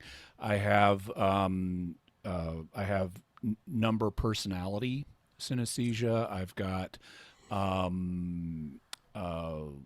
some textual music synesthesia, and there are definitely things that I've assumed. One of the things that I think it's a kind of synesthesia, but I'm not sure, is I have a virtual environment around me, and so it's kind of like a mind palace or a mind castle. But I can, like, for example, when I talk to people, and I'm using my hands to illustrate, I flip the virtual space around me to make it more intelligible to them. So ordinarily in English, we read left to right, but I'll flip it so that when I'm talking to someone and I'm talking about the past, I point to their left. Wow. And then work my way through pointing to their right as we get closer to the present or the future. I also see grid lines on the floor when I'm dancing, and I see spots on the grid. It's like, okay, I need to go here and be there at this beat and so forth. And I see an arc stretching between me and the point I need to move to. And I'm a dance instructor. This is where it becomes relevant to your question. I'm a dance instructor, and so for a long time, I would tell people just visualize the grid. You know, people who were struggling with dancing, I would say just visualize the grid, visualize where you need to be. I assumed they saw the grid. Right. And then I learned they don't. And then I thought, well, I'm a choreographer. Maybe this is something choreographers see. So I checked with some other choreographers, and they don't see it either. So it's just something that I assumed everybody had, and turns out not. Wow, that's fascinating, Jimmy. You live in a world that's quite different from mine, and that's really amazing. So, wow. I mean, I kind of wish I had that ability, because I've seen some amazing things that happen from it. Anyway, I was just curious if anybody knew any names of people about that. So, thank you. Thanks for sharing that, Jimmy. Yes, if I can add, Ed May actually really believes in this deeply. He had me tested for it, and I'm actually colorblind, and I'm a colorblind artist. Oh, wow! Kind of funny, but yeah, I don't. It's just really weird in my world. For years, my wife used to dress me. In other words, I could never get anything color coordinated. I saw things in a certain way. I thought they were normal until I got tested, and they said, "Well, you're colorblind." I'm colorblind. What does that mean? So I see things a certain way, and they said, "You're seeing things all wrong." And then it's just funny in my world, you know. But Ed May is a big guy. He believes that, like Joe McMonagle, and there's some other ones he mentioned to me, that it kind of gives you an advantage if you are having problems with colors. And I guess the brain, I don't know. He was trying, I don't know what he was saying half the time, to be honest with you. I couldn't, he's on a different level of being a physicist, and the way he, I told him, listen, Ed, I said, you got to dumb this down. I'm just a rock guitar player. I'm married, I got kids. I don't know what you're talking about. How can I improve my remote viewing? That type of thing. He was quite the character. The strange thing about this topic is that I've noticed, and I've seen it a lot in RV sessions with people, is that I don't think a lot of us are synesthetic in real life, but in RV, when you're in the flow, it flips on you and it comes out. Yeah. And you become that. You do taste colors and see smells and all that kind of stuff. Mm-hmm. Yeah. I think John has his hand up. I just wanted to say one little thing to Jimmy. I had noticed that your voice, you have a very nice voice. And I was going to ask you if you were like a DJ or even a singer. Like, your voice is awesome. You should be on the radio, I think. Well, thank you. Actually, I was a DJ in high school, but I am on a radio show that's on between 300 and 400 stations here in the U.S. I do podcasting, and as part of my dance performances, I also sing, because there are certain dances where you sing a song and put the dance instructions into the song. So, but thank you very much. Yeah, I just really had that feeling about you for sure. Maybe that's part of my synesthesia. Yeah. I thought you were a podcaster when I saw that microphone. Whoa. I watch a lot of YouTube, and you look like you belong there. Why didn't you perform at the conference, Jimmy? Well, I did. Did you? I missed it. Yeah. He did. He did a reading. It was beautiful. During the talent show, so Paul Smith wanted to play his guitar. Deborah had roped him into doing that. Sorry, right. But he didn't want to sing, and so I volunteered to sing. And we did a couple of songs. We only rehearsed him like 3 times, which made it funny. But one of the songs he wanted to do, he kept it secret, although he told me in advance. He wanted to do the most remote viewing classic rock song ever. And it's The Who's I Can See for Miles and Miles. And so I got the audience, you got this audience of like 100 remote viewers, and they loved belting out I Can See for Miles and Miles, in that song. So that was a lot of fun. My bad, I forgot that. That was very memorable, actually. I just had a senior moment there, sorry. Yeah. Do you guys know when the Irva members will get access to all the talks and stuff? I guess we will do, won't we, soon? Yeah, I'm hoping soon. You're talking about the recordings, right? Yes. Yeah. Yeah. Yes. Everyone who attended either online or in person will receive the full 3-day conference recordings. Now, when is a little tricky, because there's so much editing that needs to be done. We want it to look good. We want you to see things clearly. We want you to have really nice sound, and that takes time. So I can't give an exact time, but we really are doing it as fast as we can. Yeah. Okay, that's great. Do you have a sense of like days, weeks, months? I asked that same question last night. Well, it is very possible that we will actually release them per day. So day 1 of the conference, day 2, just so we can get them in your hands. If you were to wait for the full 3 days, it might be months. It's a volunteer effort, so it's difficult, but we wanted to be really good. So if we release the first one, maybe I would say we might be looking at weeks-ish. But It might be faster. It's hard to say. We're sort of seeing how long it's taking while we're doing it. So yeah, unsure, but just as fast as we can do it. Thank you. Yeah. By the way, I just put a link to an article in Psychology Today with Ed May about synesthesia and psychic functioning, so people can check that Thanks, out Jimmy. if they want. Yeah. I scanned it. I didn't see anybody's name but Joe's, so it's kind of interesting too. I'd like to make a recommendation for next year's conference, wherever it may be, that we have a live recording of the talent show. I would have loved to have seen that. It sounded like a lot of fun. Anyway, it's my 2 cents on that. Bear with me a sec. I'm just letting some people in. Okay, does anyone else have anything they want to talk about? Any interesting RV sessions you guys have worked? I know I've set a couple of good projects lately for people.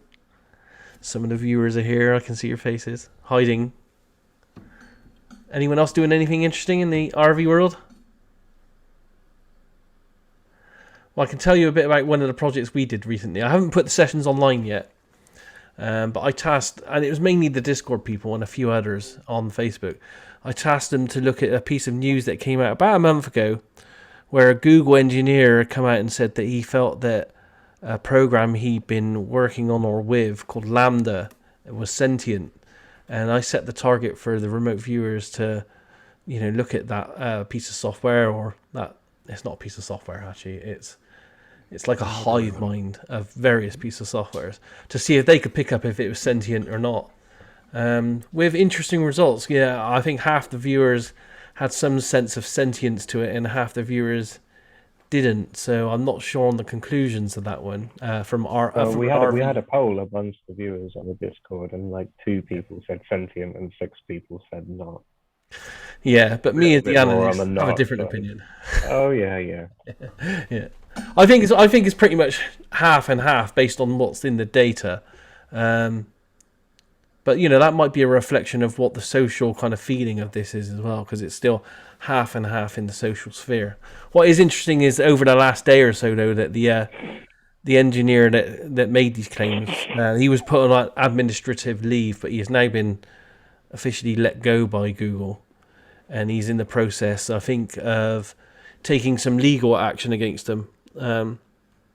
And I've done lots of research on it. I think he has some valid points now. If you haven't heard about it, I recommend you just type in Lambda into YouTube, and there's a multitude of interviews about this. And he has an interesting point in that we have no global recognized way of determining what sentience is, number one.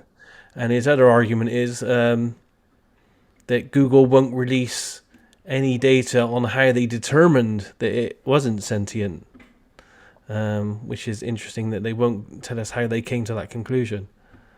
But that was an interesting project. I did another interesting project that the guys have just finished. I don't know what the conclusions are on it really at the moment. And that was a project I called Moonshot, and it's finished today. And it was essentially, again, it was another news project from about 2 weeks ago. NASA and some agencies found that when they were looking at the moons, they found that some kind of unidentified rocket from somewhere had crashed into the moon and left a double crater. And no one on Earth at the time was owning that responsibility for who crashed the rocket. I've seen some data since that kind of points the finger at China, although China won't admit it.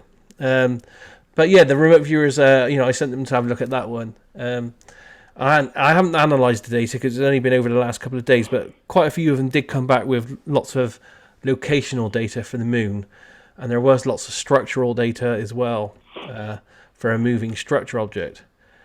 But what I did notice in a lot of the RV sessions as well was there were lots of data that did indicate what I would call like dome-like structures and life forms as well, which was a bit unexpected to find, if I'm honest with you, in the data. So I don't know what all that means, but once that's all compiled, I'll probably chuck that up on Facebook or something if the viewers give their permission for that one to go up. So that's just a couple I've just been running in the background at the moment.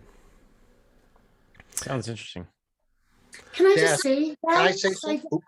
I just want to say on the Lambda on the computer, that's the one that I did. And I realized halfway through in the ideogram that I thought I was looking at the possibility that someone was asking me if something was conscious or had a spirit. And that is a pretty heavy concept. And I thought, well, I've got to drop this, and I couldn't get away from it. And even when I came back, and I mean, I'm really skeptical about any computers ever being conscious. Like I come from, like, I'm just going to be honest. I read Roger Penrose's books, and he just really doesn't think it's possible to compute consciousness. And so for me to come back with an equivocal session really kind of shocked me, because the thing that I was looking at seemed to have some kind of spirit. Mm-hmm. So I don't know what to say about that, but yeah, it seems like it would require, and from my point of view, I would want to look into it closer personally. And that's coming from a total skeptic. Total. Excellent. Okay, guys. Does anyone want to talk about anything or have any questions or anything else? Because we usually run for another quarter of an hour. I was just going to add, when it comes to that Lambda target, that's where I feel there's a lot of beneficial applications of that cowboy session methodology, because we like to task people on fictional characters and things like that a lot, and a lot of those viewers, like, we'll give them deliberately, we can feedback Batman, there wasn't a real Batman, there's just the character. And people have started really showing that a better sense of, hey, there's an aspect of this that's made up, or this is just a story, and things like that. So it really helps when we're working with targets where we have to suss out whether something is real or imagined. Yeah. Do you think that maybe because you're practicing in that domain, whereas most of us, when we do our normal RV, it is generally on physical targets, and we don't practice enough non-physical targets enough in our target pools? I think that the same sort of recognition of targets of that nature could be achieved with other methods as well. It's just, this is the place where I've seen us really work on that compared to other people tasking. Daz, can I say something before about the moon project there? Yeah, go ahead. We've still got as much time as you guys want. When I did that project, or I did that remote view, I had a sense right from my initial, starting it, that it was off planet, and I AOL'd the moon. Yeah. But there's something unique when you do something. In my opinion, or my experience, I've probably done 8 or 9 of them off planet, and some of them you can, get feedback, others you can't.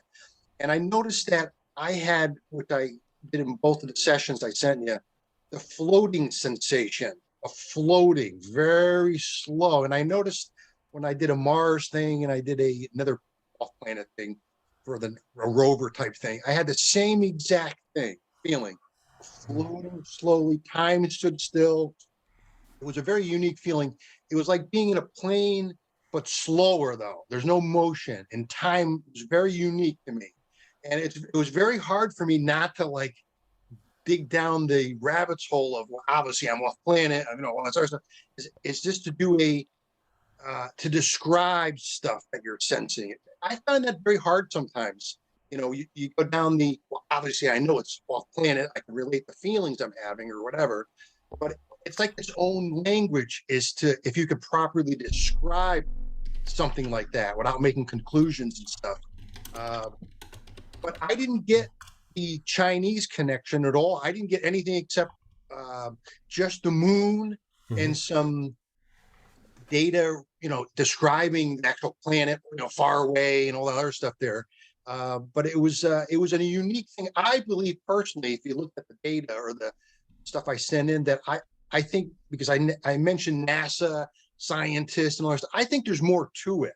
I don't think it's just what they're saying is just, some satellite crashed on it or something. I don't believe that. My gut feeling from the remote view is that there's much more to this, and this is just a icing on the cake. because I felt a lot of deception and like just feelings of, oh, there's something big here. This is not. Yeah. So I also put down there's people involved in this too. Yeah. I had motions of people, and I put costumes because I felt like they were dressed funny and stuff and whatever. And there's something unique about that. I don't know what it is exactly, but there's more to it. Yeah, you'll have to, as I said, I'll compile all the sessions so all the viewers can see each other's work. There is an element of data in a lot of the sessions which does seem to indicate, of course, you know, we can't feedback on any of this, that something more went on, but there was a lot of data as well that almost kind of indicated a terraforming kind of thing going on there as well in at some level. Yeah, but again, we can't feedback on it. We don't know because no one's owned up to what actually happened. All we have is the physical double crater that just appeared overnight, kind of thing. And I do believe that NASA was tracking a rocket-shaped object that crashed, but they couldn't identify where that came from. Yep. But yeah, what I'll do is I'll compile all of that together, chuck it all on a Google folder so you can all see each other's RV work, and it'd be good to get your opinions on it because I couldn't come up with any definitives on it. I find it very hard to get a cohesion across all the remote viewing sessions and what it might be. Everyone did really good on describing the location, which is the larger moon type thing, but not the actual, which was the target. The target itself was the cause of the double crater. But there was data that indicated it was a man-made structure, which we know it was, but we don't know why.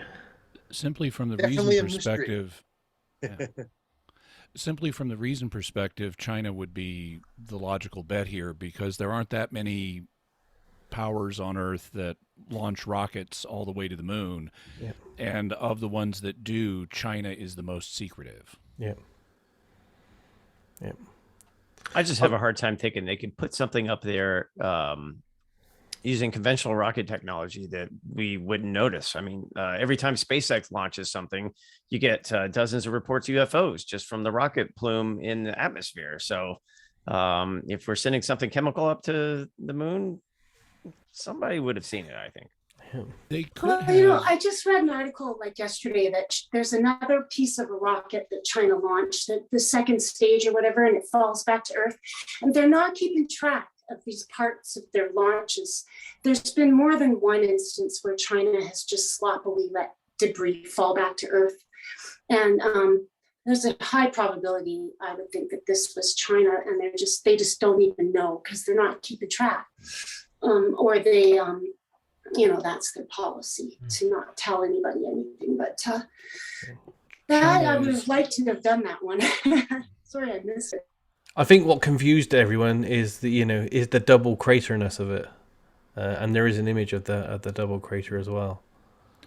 China is also disproportionately populated towards the Pacific Ocean. Like 90% of the people in China are in the zone around the Pacific Ocean, and the interior is largely empty.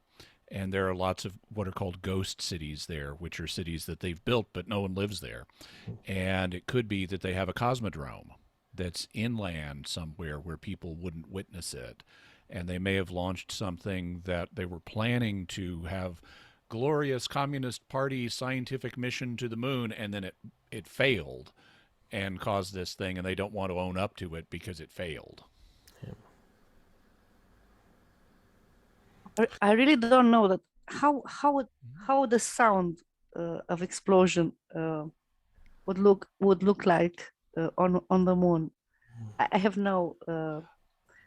Well, there's very little atmosphere on the moon, so you might not hear a sound. But the way the dust moves is different on the moon because of the lack of atmosphere and the lower gravity.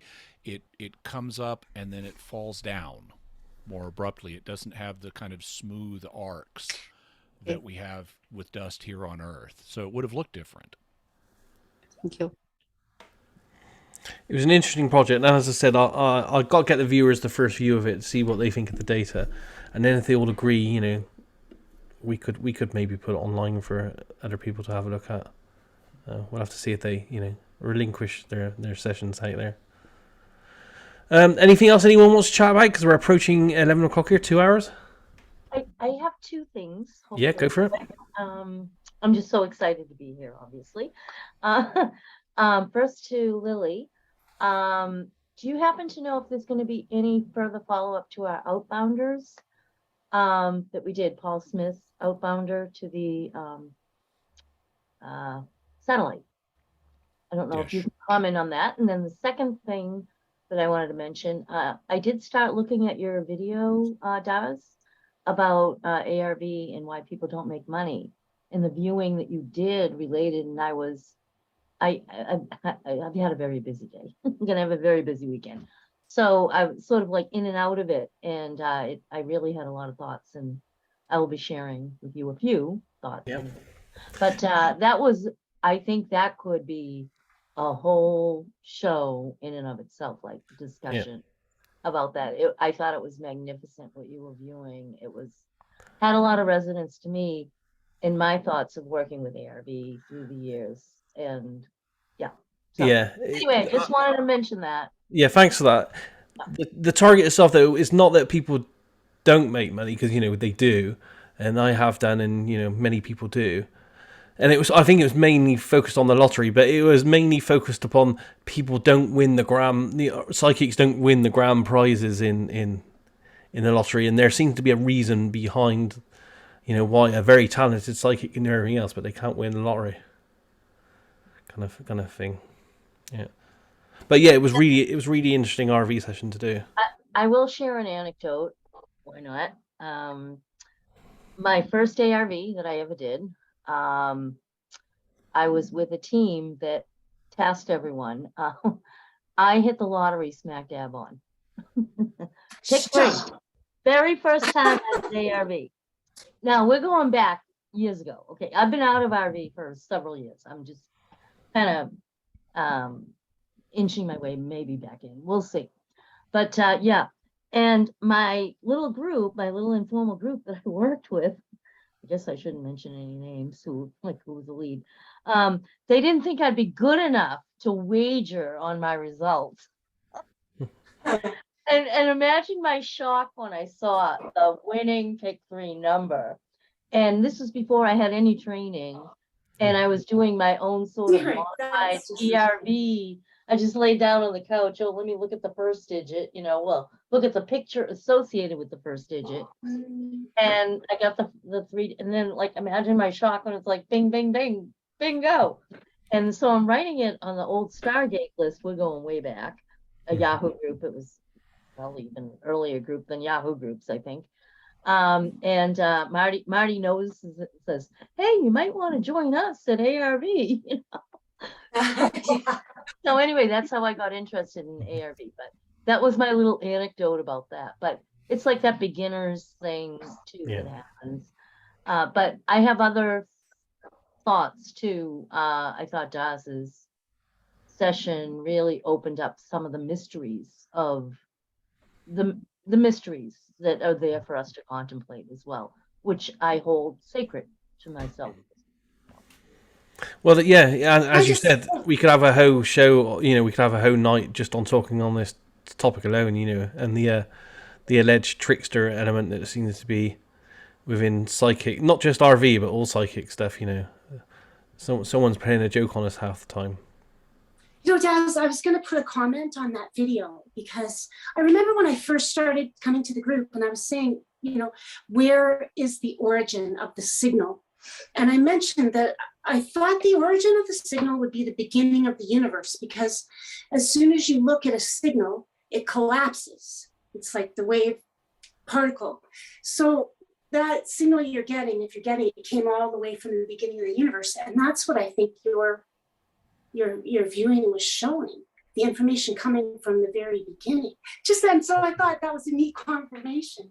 Yeah, possibly. It did feel like it.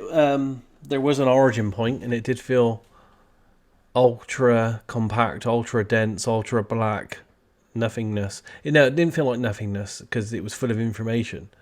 Like a singularity, black hole singularity type thing. Very hard like all the information tucked up in the corner somewhere, and then all Yeah, comes very together. super tight though, super compact. Really strange feelings on it. But yeah, it was interesting to do. And again, that was another one that came out of the Discord community. Yeah. That was a great session, Daz. Very interesting indeed. I wanted to mention for people who didn't know that I presented at Irva on numbers and also a bunch on the lottery of people who've won the lottery, including myself many times with the pick 3 and pick 4. So Daz and I discussed a little bit online there about some opinions about that. On the Outbounder, I don't know if Lily, there's more to say. I actually went to the Outbounder site the next day.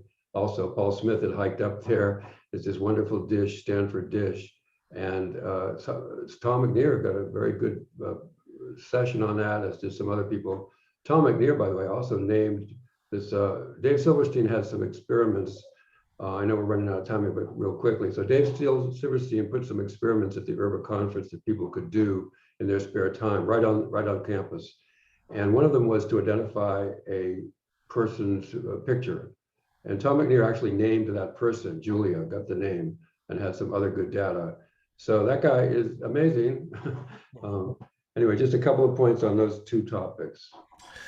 Yeah, on those, like the Outer Bounder though, it'd be very easy for Irva to collect up all the RV sessions people did and maybe put them online or something as a web page or something. That'd be interesting to see.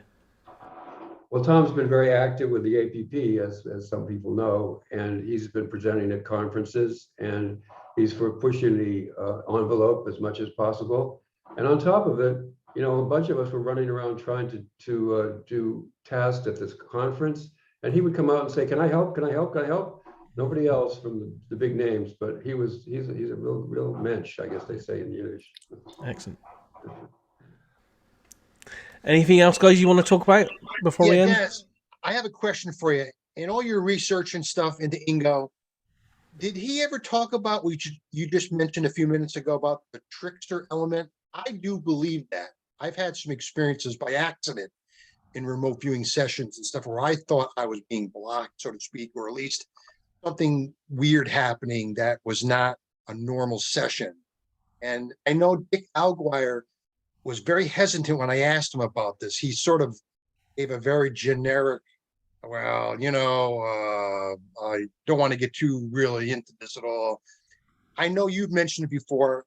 I have experienced by accident, and I'm not talking about religious stuff or anything like that. I just wondering, is there anything you've ever read about Ingo or anybody else like that mentioning anything in this sort or this idea? I'm not sure on the Ingo thing.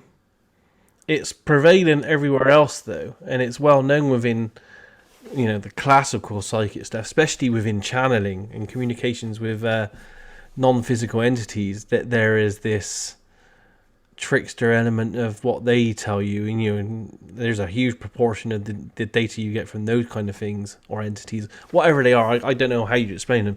That you'd have to take with a grain of salt. It's there seems to be. They seem, or something seems to enjoy playing with us on that kind of level. So it's more prevalent, I would say, in my previous psychic technique than in remote viewing. It's just that now that myself and others are exploring some of these slightly more esoteric or non-physical targets, we do seem to be encountering or being able to describe that trickster element a bit more.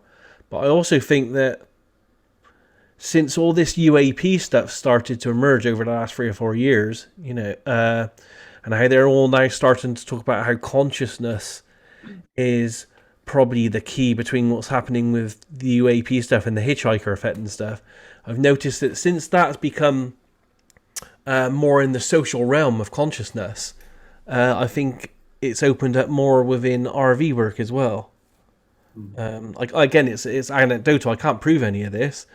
But people seem to be reporting it, talking about it more within RV, and it may be because it's more within our social kind of consciousness. I don't know. Jimmy, are you aware of The Trickster by George Hansen, the book? I was just going to say that. Yeah. No, but I'm Trickster going and to the look. paranormal. Yeah, I'm going to look into it though.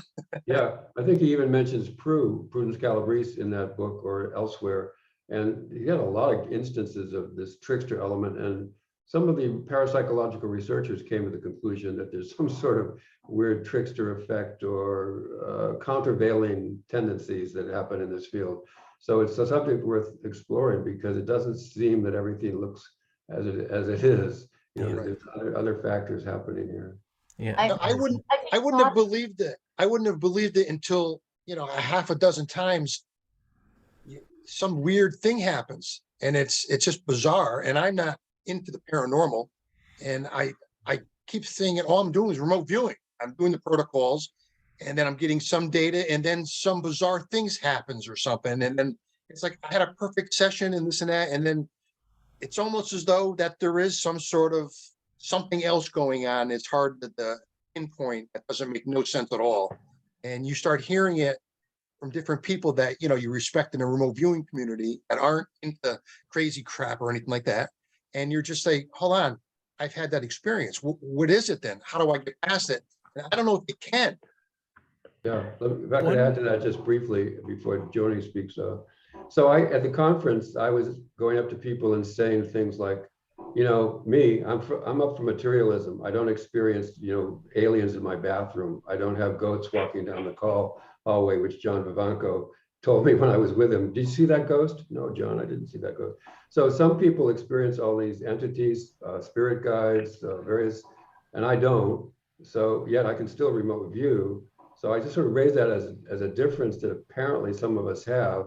And so I certainly respect that people are experiencing these things, but since I ain't got them, what am I supposed to do with that? So Joni, on so John, have you won the lottery Joni as a result of not being exposed to these phenomena? I was just going to say, people were talking about Thoth in the chat. Thoth is very related to Hermes, and Hermes is the archetypal trickster. Hermes, from Greek mythology, is the archetypal trickster, in my opinion, a very key figure for the archetypal imagination and energy that pervades the field of psi overall. If you watch movies and stuff, you will see the thing that happens unexpected at the last minute to kind of save the day. That's Hermes energy. That's synchronicity. That it's all related. Hermes, synchronicity, dynamism. Even there are comedic characters that show the trickster energy. And the trickster is also there to let us know that the gods really are crazy. The gods are crazy, and we are not in control. The gods are in control. And we know that from ARV. But Hermes is there, like embracing. I feel very close to Hermes personally. That's why I feel compelled to speak about that. I have Hermes statues around and things like that. So I really truly believe it is an archetypal energy governing. Yeah, let me just As add George to that. Hansen picked up. Let me add to that before David jumps in. So Ingo definitely writes about Hermes. He has written a couple of books on astrology.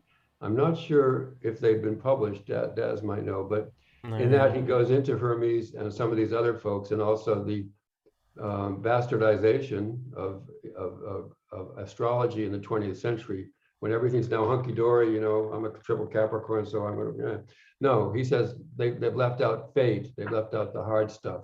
So I just want to point that out, that Ingo definitely talks about Hermes. Yeah, and if you want to know about astrology and the archetypes of astrology, Richard Tarnas is the person to go to. Richard Tarnas. Out of, he's out of California. Institute of Integral Studies. Yeah. Wow, I did a blind session on the lottery trickster, and I got some really interesting data. But I noticed it's 6 minutes past 11, so I guess I can't tell you about it. Yeah, no, go. You finish with it. Finish with it. Go for it. The session ended up being called "David and the Lottery Crabs," because it was like a sort of loads and loads of life, kind of a multitude of. It was hard to explain. I mean, it was an analogy. It was one of these cowboy things. So there isn't a paper session, but there is a transcript somewhere. But what it did was it reacted against excess desire in a way.